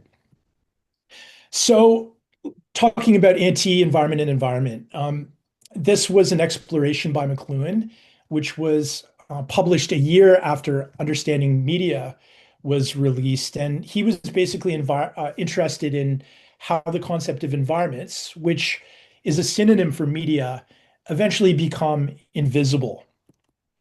So I just want to share quickly some of the key concepts in the essay. And one of the quotes from it, any new technology, any extension or amplification of human faculties, when given material embodiment, tend to create a new environment. This is true of clothing, as of speech or script or wheel. So those of you who are familiar with Understanding Media will recognize that some environments sound a lot like his descriptions of media as well. And again, one of the key points here in this essay was that environments, which again are synonymous with media, eventually become invisible.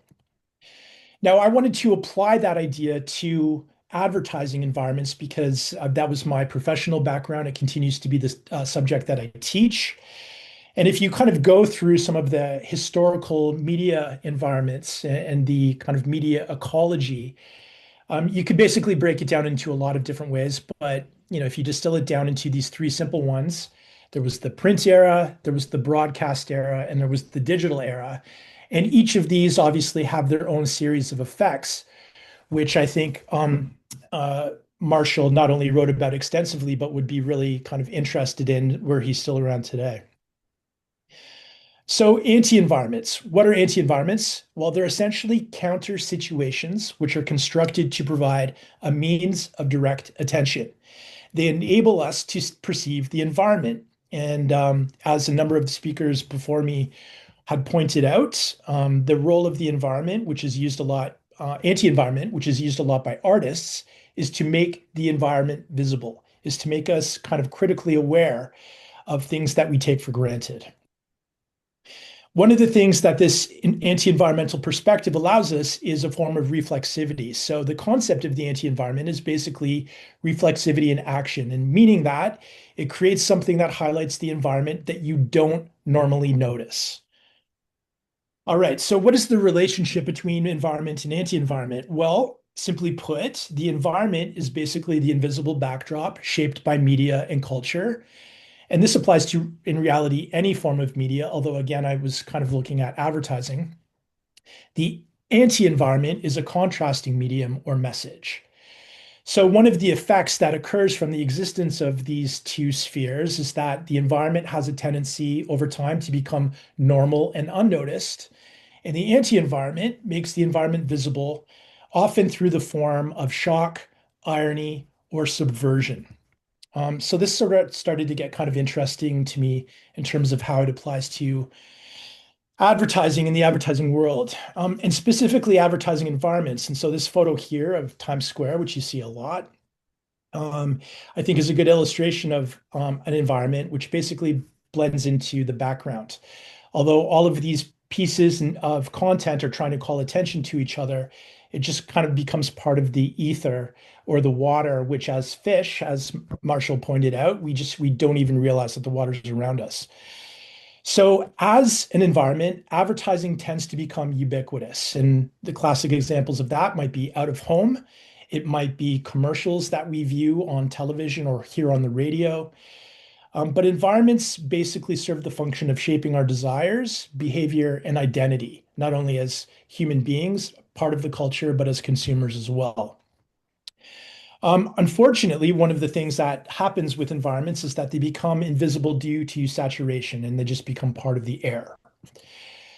So that brings us to this idea of advertising as an anti-environment. And if you're kind of interested in the advertising world, or even if you're not, you may recognize some of these ads. Burger King did a famous campaign, which was the beauty of no artificial preservatives, where they created large billboards, which showed this moldy burger, which was intended to provide a contrast to McDonald's. You may have seen a long time ago the meme that went around, which was that if you leave a McDonald's burger out for 30 days, nothing happens to it. So Burger King created this anti-environment through, again, satire, irony, and disruption. It created an awareness moment. And even though it was an ad still, it functioned as a cultural mirror or critique. Again, even signs can do that. Below a $400 sign to get you to buy a $6 beer for Newcastle Brown Ale. I would also suggest that this is an anti-environment as well. Oatly has done some great anti-environmental formatted advertising as well, very meta. So, you actually read these, maybe a social media celebrity will take this photo. So again, it calls attention to itself. It makes us aware of the advertising environment around us in an interesting and novel way. I think someone who should be credited with one of the initial anti-environments that was created in advertising was Bill Bernbach from DDB. And in 1960, he arguably was the father of something called the Creative Revolution, where with advertising that looks like this, lemon and think small, he decided to do something which had the impact of an anti-environment, which was to bring to attention the normal modes of advertising. Prior to this, a lot of car advertising just, showed slices of life, talked about the vehicle. This was very different in terms of its feel and messaging.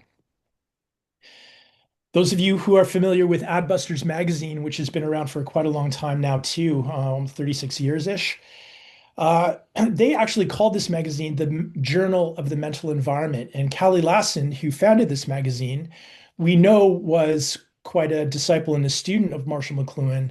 And so the fact that he called it the Journal of the Mental Environment was intentional, because he believed that the messages that advertising bombarded us with have made us kind of ignore all of this content that was around us.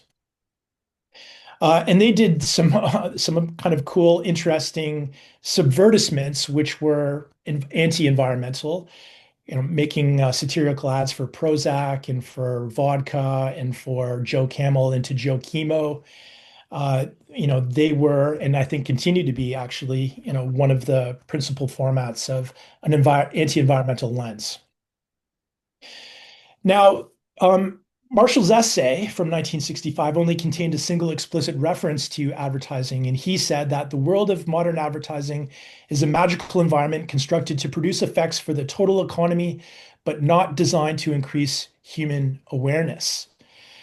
So he directly classified ads and the industry that was created to turn us into consumers as being environmental. One of the interesting things, though, is that I think that over time, people, including creatives that worked in the industry, became aware of that fact. And so they started to try to bring advertising into the mix, which was more anti-environmental, like Adbusters.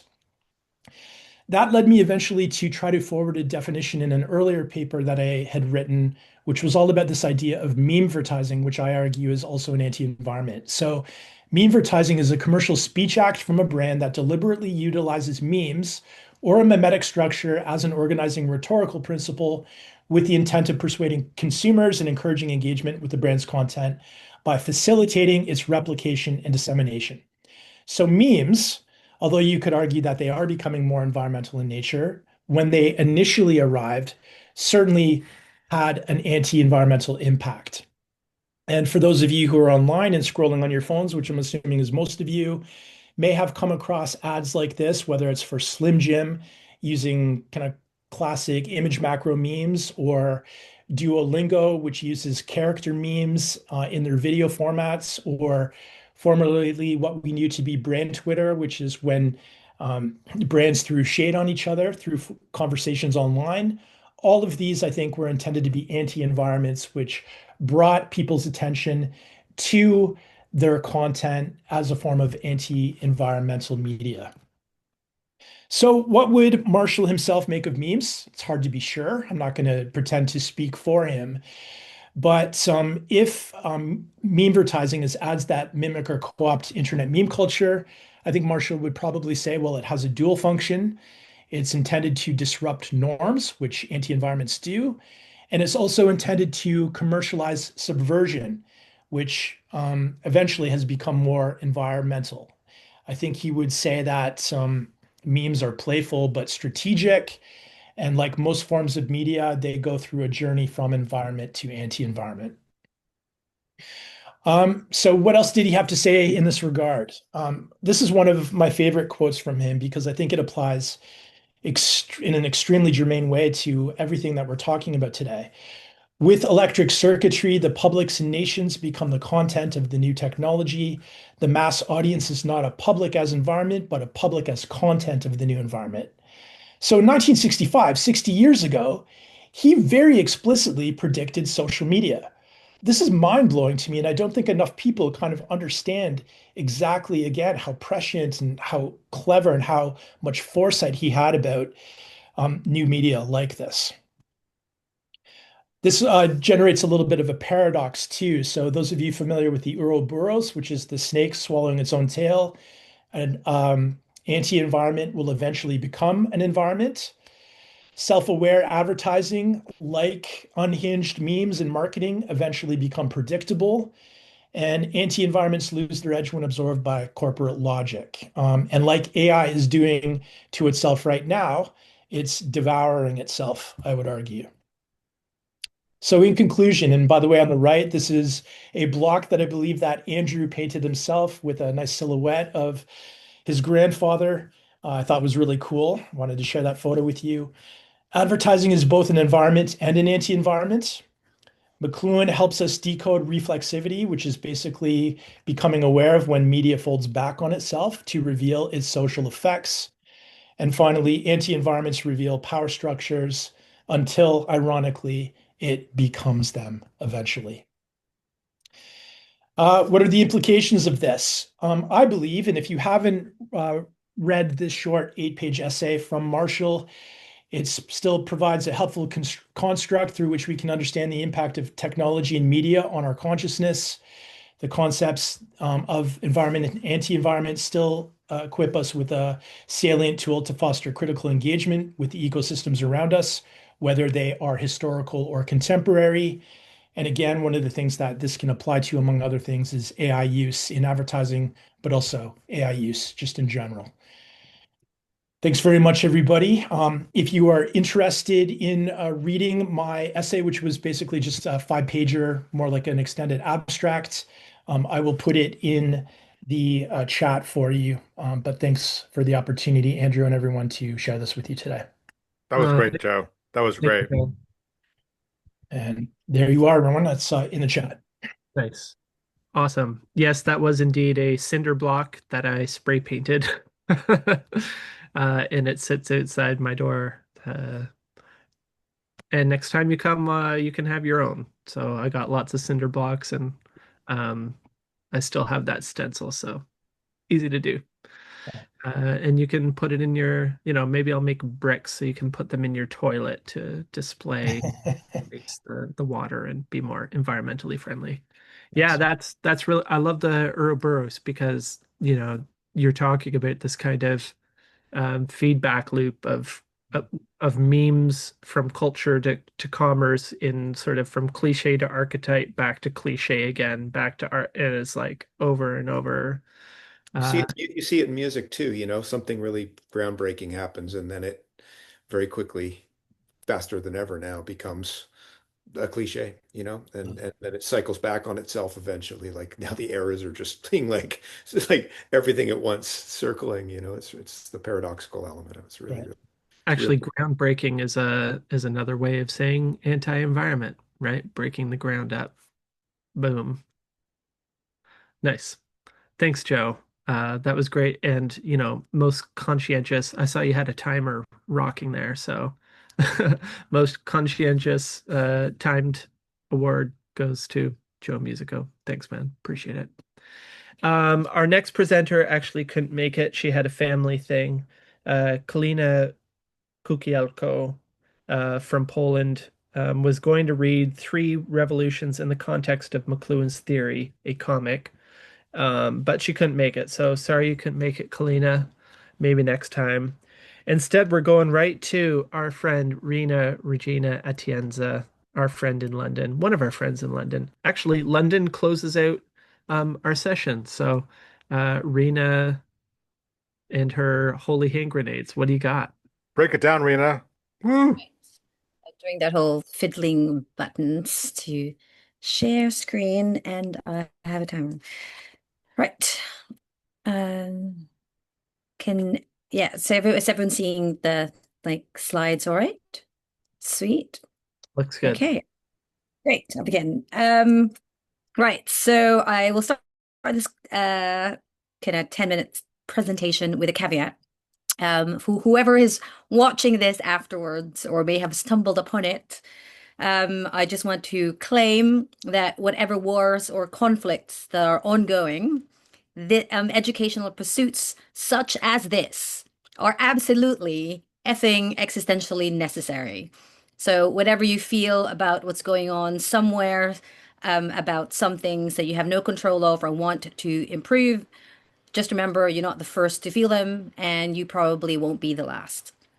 And so I lead for sobriety and thematic sake. So for sobriety and courage, I recommend as background reading, just as a primer, that we reread and revisit C.S. Lewis's essay, Learning in Wartime from 1939.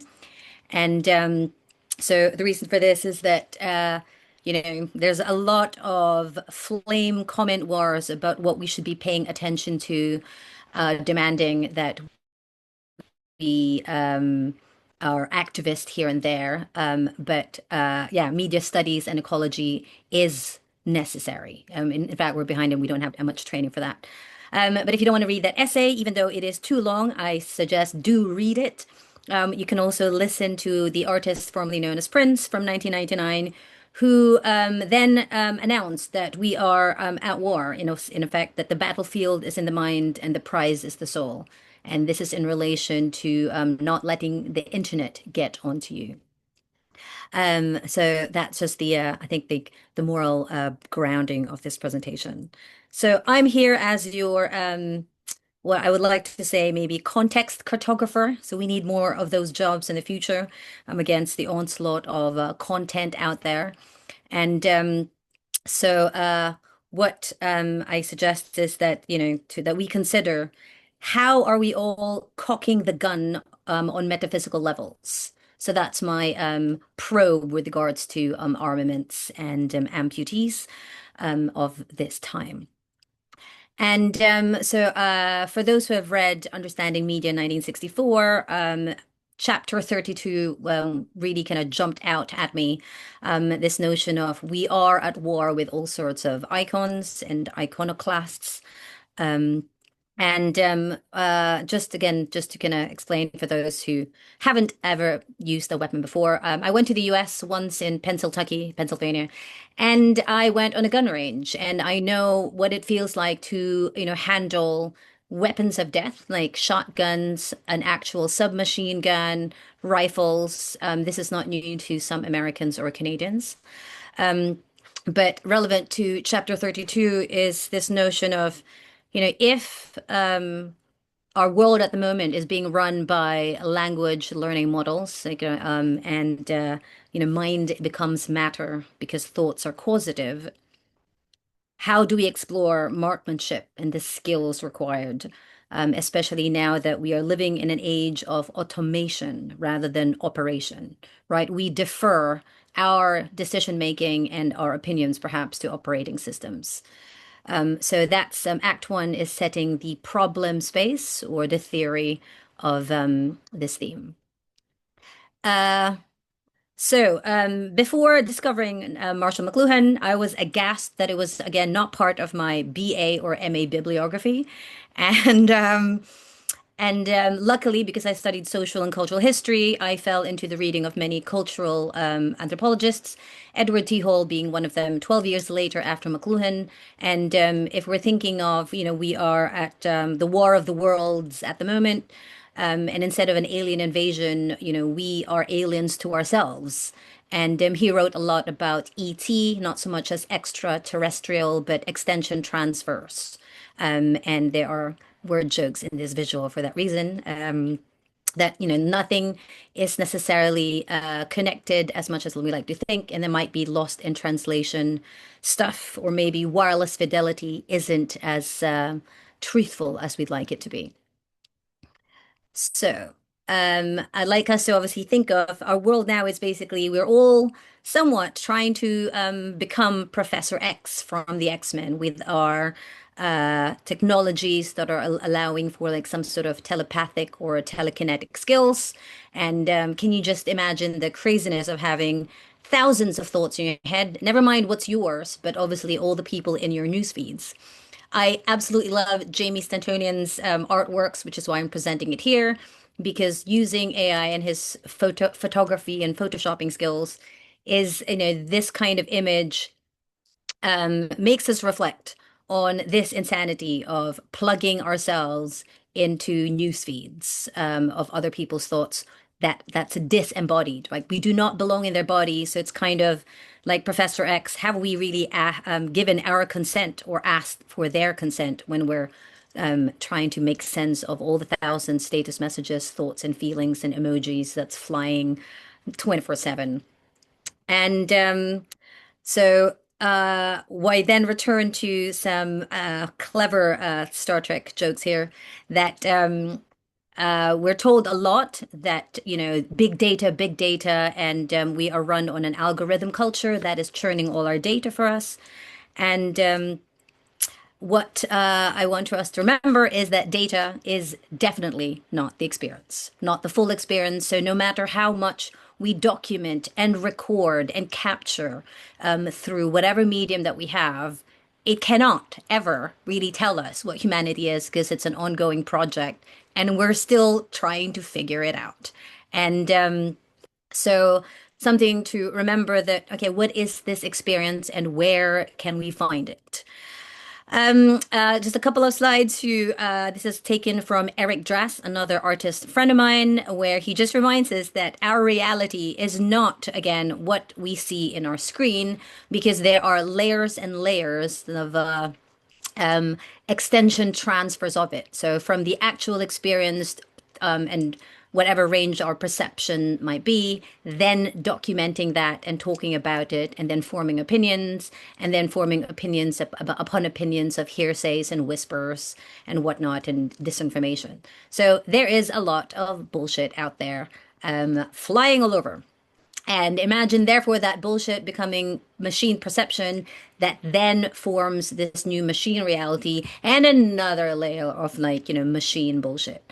So this is just, again, to sober up and remind us that, as we know, that the map is not the territory, but we need cartographers to map those territories and more mapping systems. This is, again, Eric Drass's paintings, a couple of paintings. And I just want to highlight that, a lot of the language is about mechanisms and functions and features and specs. And so we're meant to be high tech and super advanced and super intelligent. And yet I am very suspicious about this artificialness, that it doesn't really capture the infinite variety of the natural world.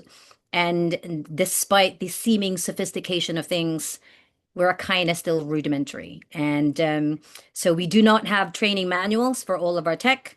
Sure, we have theory tests and driving tests for cars, and yet we are dishing out these, alleged smartphones, but they're quite, weapons of mass distraction and destruction indeed, without any media training whatsoever. And you hand that over to your 3-year-old, unless you're careful now. So part of AI, which is advanced analytics also, is just that it continues to the 3 Rs instead of reading, writing, and arithmetic, or just rhythm for you musicians out there. There's a lot of regurgitation, routine, and remixing. And I wonder to what extent our students are aware of this. So sure, memes, but there's a lot of lack of literacy as to where references actually come from. And so a reminder again of the neuroscience of this is that supposedly, right, our functions in terms of our neurological functions, a lot of that really is activated in our hands and our face, which is, what makes us human, our sensory perceptions and the essential thing called human touch that AI cannot replicate. They can assume the language of it, but it is not feeling or not sensing. So this is what's going on with many of us, specifically some of the students I have been teaching for the last 5 years. And this presentation follows from the UMI session last year, where I told Andrew and class that my mission was to use your hands, to get people using their hands as a kind of playful revolution way of teaching. And so theory done, it's like, let's get to the practical of it. And a couple of weeks ago, well, some time ago, I ran a workshop, a Holy Hand Grenades workshop, where I wanted to get people hands-on off the devices into other types of devices. And so I wanted to think about this notion of our mobiles, or these smart devices, as they're handheld, we're always triggered by them, and they're frictionless. But also the irony that, by them being hands-free, we're actually not using our hands that much. Maybe we use a couple of fingers. And so something about us is dramatically cut off, and we are handicapped literally and symbolically in so many ways. So what did I do in this live room? Well, I'll give you some context to that. I got them to play. And once upon a time, I was part of an assassination tournament, a live role action, LARPing around, finding people in London in real life, having their address, their work address and home address. So essentially stalking them, which is what we do on social media anyway, and then finding them in real life and in real space, hunting them down, and then shooting them with a water gun or splashing them with a super soaker and a water balloon. And like, what good fun, you might say, and or maybe, oh, do grow up and go back to getting a decent living. But this is what adults wanted to do. And we are, over 18, and it was a paid for, and it was quite fun, and it's all immersive experience now. But this provides the context of, for those who haven't played it, you'd be surprised that when you actually use a water gun and shoot a stranger just because you think you know them because you have a dossier on who they are, a lot of the players actually felt a sudden type of guilt. They're like, oh my God, I'm so sorry. So, they spend all this time hunting you and getting into this role of being like an assassin and wanting to kill someone, obviously with the super soaker. But a lot of the players at the end would apologize after having shot someone and then claim socially, like, oh, can I buy you a drink? Like, oh, I'm really sorry I had to kill you. But, right, like there's this immediate reaction at having assaulted someone with a playful water gun, right? So nothing too serious. It's just water, guys, but it's already creating this like reaction from people who play it in real time. Um, so, in this workshop, in a big room of about 30 people, there were 3 rounds of kind of thumb war. I paired people up and got them to, be opponents. And then I provided some ammunition. First, plastic balloon balls, so plastic balls, the kind you find in a ball pit. And surprisingly, people found that fun. So again, something about the childlike memory, and we're happily throwing it left, right, and center. And it was very playful and messy and fun. But when I gave them, actual tomatoes, there was a hesitance. I'm like, oh, but this is fruit. And then so there was this whole realization that it was, it wasn't quite easy to throw it around, and nobody actually wanted to throw it because it's like, healthy tomatoes. They're not like rotten ones. But obviously we have a history in the past where, when people are shamed in medieval times, like we pellet them with rotten fruit and cabbage or everything. But I was surprised again how the change of object from plastic bowls to fruit or like vegetables. Yeah, people weren't so keen to throw that at someone unless it might make a mess. But even then, it's a tomato. It's not really going to kill you. So how is that any different from like, super soaker? And then the third one was I handed water balloons. And even then, people are like, "Ooh, I don't want to throw this at someone. It's gonna make a mess, and we're indoors. Maybe we should play this outside." So, 3 different types of like, ammunitions for playfully throwing in a safe environment, like suddenly jolted people's physical reactions and reasons of why they didn't quite want to comply, even though I said that they should do it or they must do it, surely, just for experimentation. And this is my very physical counter environment to what's going on online with all this social media wars and propaganda and everything, is that information warfare is not seen or felt, even though mentally it is received.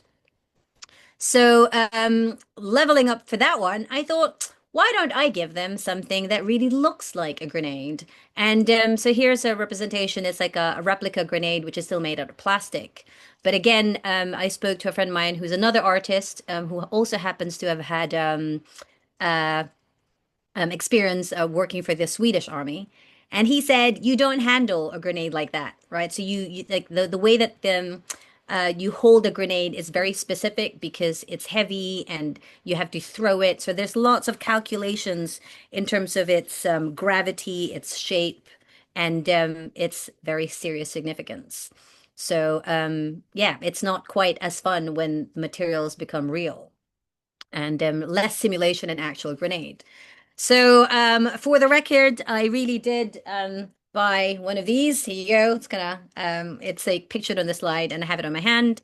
It is heavy like a, for those who play pétanque or boule, it is bloody heavy, right? And this is just a, what do you call, an inert grenade and doesn't have the shavings. And in order to demonstrate this, I actually bought them and I was meant to travel to the workshop until I remembered it was probably not a good idea to have them in my suitcase as I was packing. And then I thought, oh no, I'll just put them in my hand carry. So I'll explain that, they're not real. And then I also thought, oh my God, the optics of that was just gonna be quite hilarious. So now this is a joke that for those who want to book me on workshops wherever I go, I now have to source locally available inert grenades for demonstration or bring petanque balls because, yeah, that that's gonna can fly. Although maybe heavy on the luggage. Anyway, so my point on this is just this is a fast summary of what is normally a 2-hour workshop.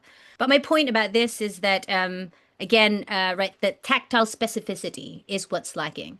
And so I introduced this art campaign that's been going on for the last 4 years that's called Holy Hand Grenades, which is, you know, uh, changing the sigil of what's in our hand from something destructive to something more fruitful or more creative instead. And so the arts as a counter environment to remind us to, what's in our hand and how are we handling it and what are the interpretations, our own unique way of doing it and the different variations. And so it is a newsletter at the moment, but really it's just a vehicle for going through the arts images to create sigils that currently AI cannot copy. Jamie can attest to that after me. And so it's AI proof at the moment, but also it's to serve as one day an event, an art exhibition and salon to talk about like the fact that we need to get hands-on and take charge of what's going on. So the call is to cease fire from fruitless screen-based disputes and to remember that, yeah, there is more to us than material or rational and whatever contexts. And I loved that it was mentioned before that the role of the artist is to save our souls. That is exactly what Prince and the artist reminded us of. And then we have to multiply our faculties responsibly. And so, if we want to mitigate against all this war, to prepare for it, we need to grow our hands back.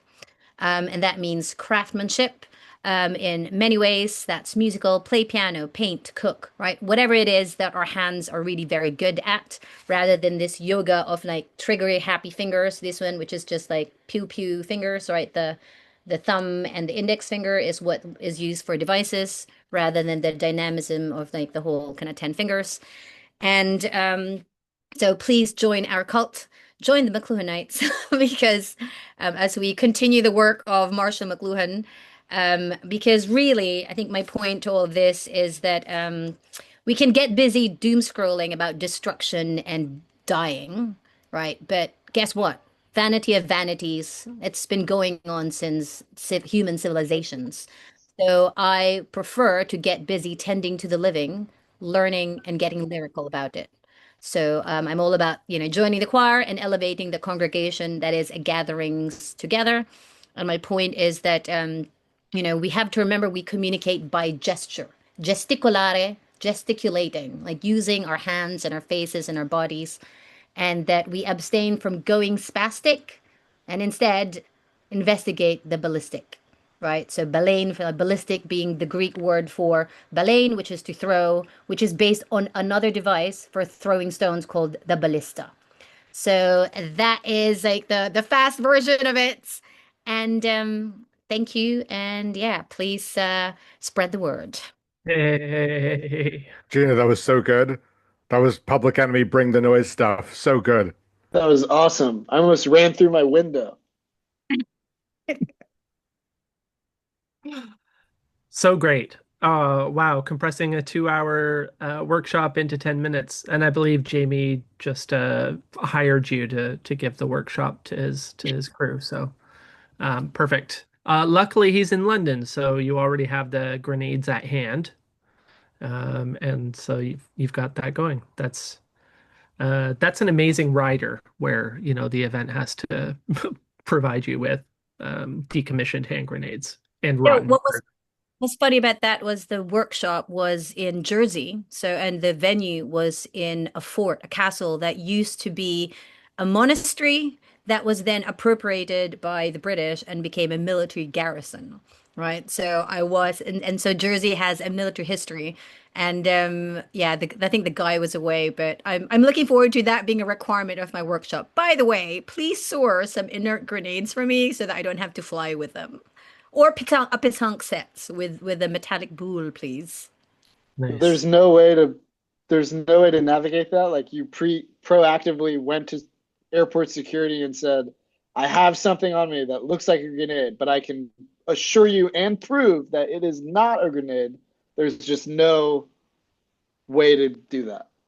Oh yeah, no, yeah. Yeah, and in fact, even if you could prove it to them, they would be mortified that it would go on a plane and freak somebody out, right? Like it would be I know. the visual. And this is about like optics of something that is a clear indication of something physical and the gravity of it.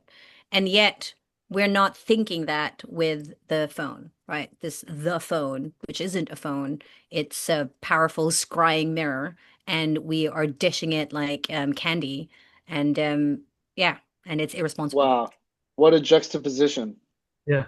That's great. Yeah, airport security are probably the most humorless among us, I Yeah. think. I think if you make your way to Texas, there's so many weapons here, they're not gonna bat an eye. They're just gonna let you come on through. That's like a Tuesday. All right. Nice. Rena, that was incredible. That was Thank incredible. you. Jamie, you're our closer. The main event. Okay, hope I Jamie's don't disappoint. he's been setting the mood this whole time with this creepy as heck background. Uh, and by the way, yeah, Rena showed a couple of Jamie's mid-journey media experiments, which are incredible. Is there anywhere people can see those, Jamie? On my Instagram at the moment, so it's just Jamie Santonian on Instagram. I'm not very, I'm not very good at kind of keeping up updated, but I do put them up there semi-regularly. Awesome. I insisted Jamie sent me a couple prints from a physical show that he did, so I've got a couple of them here, which I love. If I had any space on my walls, they would be on the wall, but obviously I don't have any space on the walls in here. So, Okay, uh, just real quick. Jamie, take it away. Cool. All right.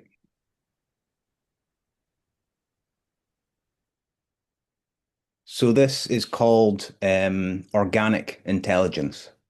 And it's been a funny week for me because yesterday I had to run an AI hackathon for our design team. And I've also been in parallel working on this, which as you will see is more about advocating for human value. So it's been quite a schizophrenic experience. But that's that. So in reveries that border on religious, AI companies and their enablers have made audacious claims about the coming obsolescence of human value and the inevitable and irreversible transformation of our species. Google's CEO says that it's probably more profound than electricity or fire. The influencer Tyrone Moodley says it's already surpassed human experts in fields such as medicine, finance, programming, and even the creative arts. Leopold Aschenbrenner says it will soon be vastly smarter than humans, capable of novel, creative, complicated behavior we couldn't even begin to understand. And of course, Eliezer Yudkowsky believes that the default outcome for humanity is of us building this is that literally everyone on Earth dies. But are we really creating a Milton-esque machine god which will extinguish us like a thief in the night? Or is the real danger of AI the dulling of human imagination? That's not that AI will become better, but that we will become worse. LLM usage has already fatally undermined both the post-war educational paradigm and the knowledge economy, and there's indications AI usage overall is leading to a measurable decline in creativity and problem solving, cultivating an aversion to deep thought that complements the smartphone's erosion of deep attention. AI's ascent foregrounds the value of human creativity precisely when it's at its lowest ebb. LLMs, captivating as they are as tools of generation and exploration, show no evidence they can concoct any new creative or intellectual insight outside of their training data. AI's promise to unveil new types of physics or cure all disease remain naught but breathless speculation. Rather than provide clarity, the sum effects of AI seem to be to cloud and confuse the collective mind, flooding it with a grey goo of generic content that both makes it harder for us to understand the world while tainting its own future training data, all while doubling our data center electricity consumption. Blast, the Viking funeral of the dead internet. AI pushed to its extreme will not result in superintelligence, it will become the brain fog of the world mind. The latest attempt by moderns to make sense of nature with number and to sculpt landscapes of knowledge that lack any ground. In The Laws of Media, Eric and Marshall wrote that because of their conservative attachment to tradition, grammarians and rhetoricians were ever styled ancients, while dialecticians, who in each age proposed marvellous new systems and methods for organising knowledge and thought and endeavour, were styled moderns. Now, The Laws of Media, published posthumously, completes the circle that retrieves Marshall's PhD work from the 1940s about the ancient quarrel between the three roads to truth that dates back to the time of the pre-Socratics. So, the trivium, the three roads to truth, with grammar being the interpretation of phenomena, the art of inventing symbols and combining them to express thought, both literature and the book of nature. Rhetoric, the art of communicating with one mind to the other, and the adaptation of language to circumstance. And then dialectic, the art of thinking, logic, and philosophy, wholly abstract. Marshall believed that only in two occasions in history, at the time of the pre-Socratics and in the High Middle Ages, was there ever a balance between them. These can be thought as the words on the page, the words as spoken, or the words in the mind. Now, maybe I don't need to tell you guys, but Marshall's PhD framed this in the context of the squabble between Gabriel Harvey on the side of dialectic and Thomas Nash on the side of grammar and rhetoric. So Nash used puns, aphorisms. He was streetwise and avant-garde, often vulgar. Harvey had a sophisticated philosophy, very logical and abstract and all about procedure. Now, Marshall broke this down into a contrast between concepts and percepts, between the map and the territory, and of course, between the world of the eye and the world of the ear. Later, he also associated this with the brain, with the hemisphere hypothesis, as it was then, with on the left hemisphere being the figure versus the ground of the right, concepts versus percepts, abstraction versus metaphor, divisions versus connections, and of course, bureaucrats versus bohemians. From Descartes to big data, methods employed by moderns always boasted to deliver a clearer, more systematic, more reliable grasp of reality by replacing traditional modes of knowledge and the arts with ever more powerful tools of observation and organisation. Yet each attempt to propel us closer to truth, they drive us further from each other and from nature, replacing grounded being with recursive loops of abstraction, often to disastrous effect. Behind all hallucination is computation. Large language models are a disguised dialectic that breaks the world apart and reassembles it based on probabilistic models of propositional knowledge. Yet beneath its synthetic spectacle are the same ingrained left hemisphere impulses towards delusion and division. As its appearance takes on more vivid human form, the mantic marketing around AGI careers us to a type of cyber idolatry. The less capable we are of seeing artificial information processing and natural language computation for what they are, what Marshall would have called a dumb force. Bless creativity. Because the sciences, despite their positivist propaganda, are driven by creative instincts which are indistinguishable from that of the poet or the painter. In The Creative Act, Arthur Koestler writes that the creative act takes place when a person uncovers, selects, reshuffles, combines, synthesizes already existing facts, ideas, faculties, and skills. To do so, the individual needs to overcome the blocks represented by the old conventional ideas and views, Otherwise, nothing new will ever emerge because it's neither searched for nor desired. He calls this bisociation. His view is the essence of the creative act in all fields of human endeavor are fundamentally about making associations or bisociations between different matrices of knowledge. In order to learn something new about the world, it's a way of seeing that can unveil a new understanding of creation. So the source searching for the target cannot find it unless we have a second matrix intersecting with it. And then when we search, we go, actually, there is a connection here, and it brings us to a completely new understanding. It was true of the original Eureka moment when Archimedes realized he can measure water volume displacement when he climbed into the bath. It's true of comedy, whether it's the double meaning of the pun or the collision of humorous situations. The work of art likewise draws its power from metaphor, contrasting different visual or acoustic matrices to help us perceive some previously unknown connection. Gutenberg's printing press was just a screw press for crushing grapes, which he adapted for pressing ink to paper. Now, both technologies were common, but he combined them in a novel way, and they catalyzed a cognitive schism that changed the course of history. Einstein's discovery of special relativity came from comparing Maxwell's equations for light propagation to the thought experiment of chasing a beam of light and finding it frozen. This collision between the ordinary and the abstract sparked a revelation about the speed of light, overturning Newtonian physics and unveiling the concept of space-time. Cartesian coordinates.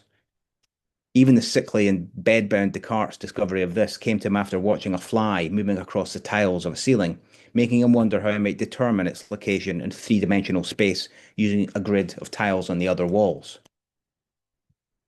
Intuition, not logic, transformed physics into a quantitative science and reshaped the foundations of scientific thought.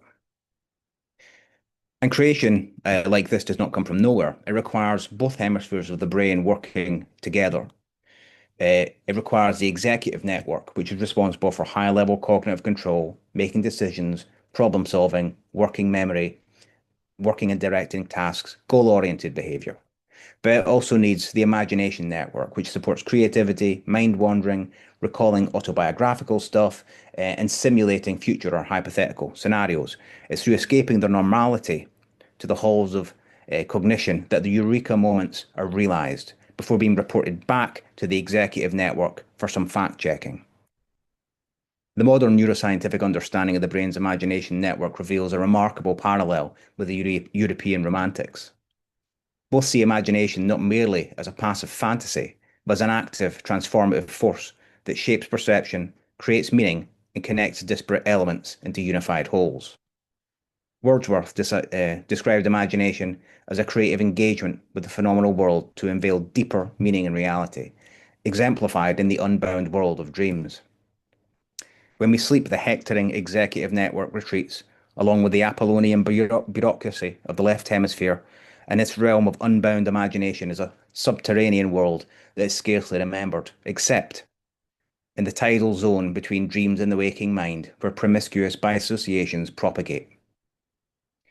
The formula for the benzene molecule was discovered by Michael Faraday in 1825, but 40 years later, its physical structure remained a mystery.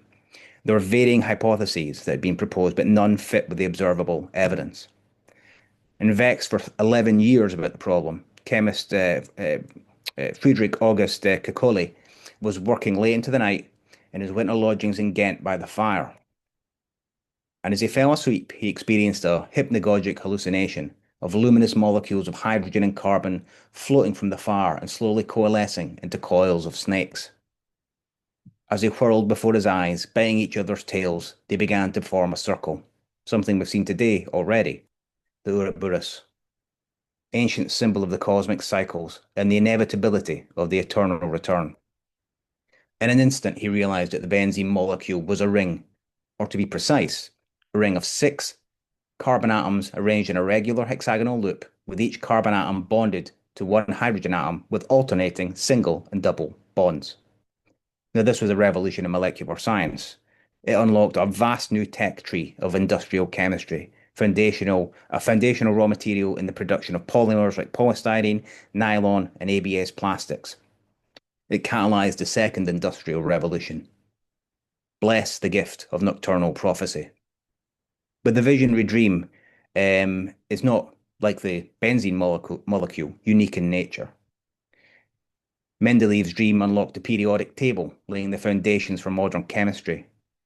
Niels Bohr's dream unveiled the structure of the atom, laying the groundwork for advances in chemistry, electronics, and nuclear energy. And Ramanujan's mathematical proofs were revealed to him in dreams by what he believed to be the goddess Namagiri. What unites these dreamers and wielders of imagination is obsession with the problem and deep immersion in the phenomena and focus. But for the conscious mind to wander through imagination networks, and for the subconscious to lawlessly dissociate in the underworld of dreams, knowledge must animate the mind, not be jettisoned in external media, and cognition remain in the brain, not offloaded to a server farm. The mind must know so the heart can see. The fears of externalizing memory to the written word were famously first articulated by Plato in the Phaedrus. With AI, the curse of Thoth seems not only to apply to memory, but to thought itself. Recent research by both MIT and Microsoft conclude that reliance on LLMs diminished critical thinking and can contribute to cognitive atrophy. As we stop thinking and creating and just start editing and approving. LLMs also chunder personalized content that is at once hyper-targeted but drawn like gravity to the statistical mean, eroding the shared meaning and reducing the richness of collective experience to instances of averages. Blast the information implosion, collapsing content to the endless mean. But bless the blast that renders the internet uninhabitable, leaving us no choice but to retreat back to the real. Superintelligence will only resemble Milton's Satan in its pride and fathomless hubris. Gen Z are already rediscovering nature and religion again, in part thanks to COVID-19 lockdowns and a desire for a sense of belonging outside the turmoil and accelerating unreality of the online. Yet as this new planetary orality takes shape, we lack both the mnemonic anchors of the old orality or the lineal discipline of typography to orient ourselves. Will we return to the book of nature to structure interpretation of our new electric environment? Will we rebuild imagination in imagination celestial soil, palaces of memory, that we might structure our thoughts and our dreams? Are we to render the immense tools of dialectic servants, not masters, grounded by grammar and awareness of the world itself? Marshall's account of the classical trivium was not a straightforward linear progression, but centuries of oscillation and shifts back and forth between different ways of thinking and perceiving. Electric media retrieved rhetoric. Might superintelligence retrieve what's left of grammar and reinvent it, or foreshadow what comes next? The future is not superintelligence, but organic intelligence, when imagination returns to take its place at the control tower of human navigation. One final slide for you. So, as I mentioned before, I ran a workshop yesterday on AI, and for part of that, and for part of this, I've been kind of sharing assets because I've been working the two of them side by side. So I ended up making a music video. I took the two pieces of research that I mentioned there, the MIT and the Microsoft one. I used Perplexity to summarize and sort of synthesize the contents and then turn it into a set of lyrics for a synthwave summer anthem. I then made a music video in Midjourney using some of the assets I've showed in this presentation. So you can go and check this out if you like. This is just like the first 1 minute, 40 seconds. I'm going to do the full thing. But it was a very interesting process.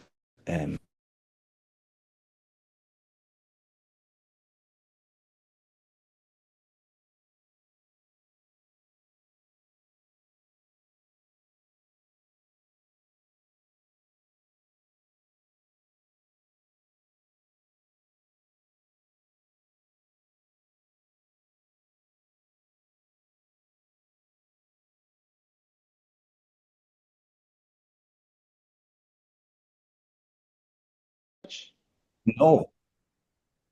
Eric Wargo, Wargo. he's done a lot of very interesting research on dreams and how, like, if his new book is about, I'm pretty sure, like, where dreams inspire what you were pointing at, like dreams inspire revelatory advancements. But he's done a lot of work. His best book is like Time Loops. Okay. It's just the probing of the nature of dreams and how it seems like our brains might be some type of organic quantum computer that can receive information from itself in the future and I'm very has much for something to do with Provocative. dreams. Yeah, I mean that sounds amazing. Like I will Yeah. definitely get that in my Amazon cart. Eric Wargo, Wargo. He's done a lot of stuff on that. Sweet. Nice. Well, wow, everybody. You all really showed up, and I'm so grateful. Sorry about the technical difficulties. Um, Tiff, you tried your best. Don't feel bad about it. Shit happens. Don't worry about it. Um, we'll get the recording up on the YouTube, and people will be able to see it there. I'm just so grateful. I'm grateful to you all on several levels. For one, for taking the course and supporting my work and the work in the McLuhan Institute. Two, for remaining involved and willing to do stuff like this with each other, because I think probably, I mean, it's trite to say it, but really a community's formed around this stuff. It's like 150 people deep or something at this point. And you all are each other's people. So I try to do this as a way to help you cross-pollinate and meet each other. And so thank you all for answering the call and doing this. And we'll do it again for sure. And Andrew McLuhan will be held liable for any spiritual damage you incur from meeting anyone as a result of taking this class. Not including Scott Horowitz's bullshit, which no, he is completely liable for as usual, and he's keeping it weird for the rest of us. So thank you, Scott. Andrew, big thank you to you. So legit, like it was the book is a game changer for someone who's a social and cultural historian. And hopefully you can tell that last year's summer session led to this year's summer session, right? So that work is ongoing. Yay. Thanks. Well, as Joe mentioned, I am literally running to the soccer field to catch my son's soccer game at 3:30. But it is an open invitation. If anybody's in the Prince Edward County, not Island area, let me know and come by. I'm always happy to see you and let you play in the archive. And When is the McLuhan Music, Poetry, and Arts Festival happening? right? I don't know, but it'll be here. So we'll figure Sooner it. than later, I have a feeling. That's a wrap for now. Thanks, everybody. Thanks, Andrew. Thanks. Appreciate it. Thanks, Andrew. Take care. Bye. Tiffany, thanks, lady.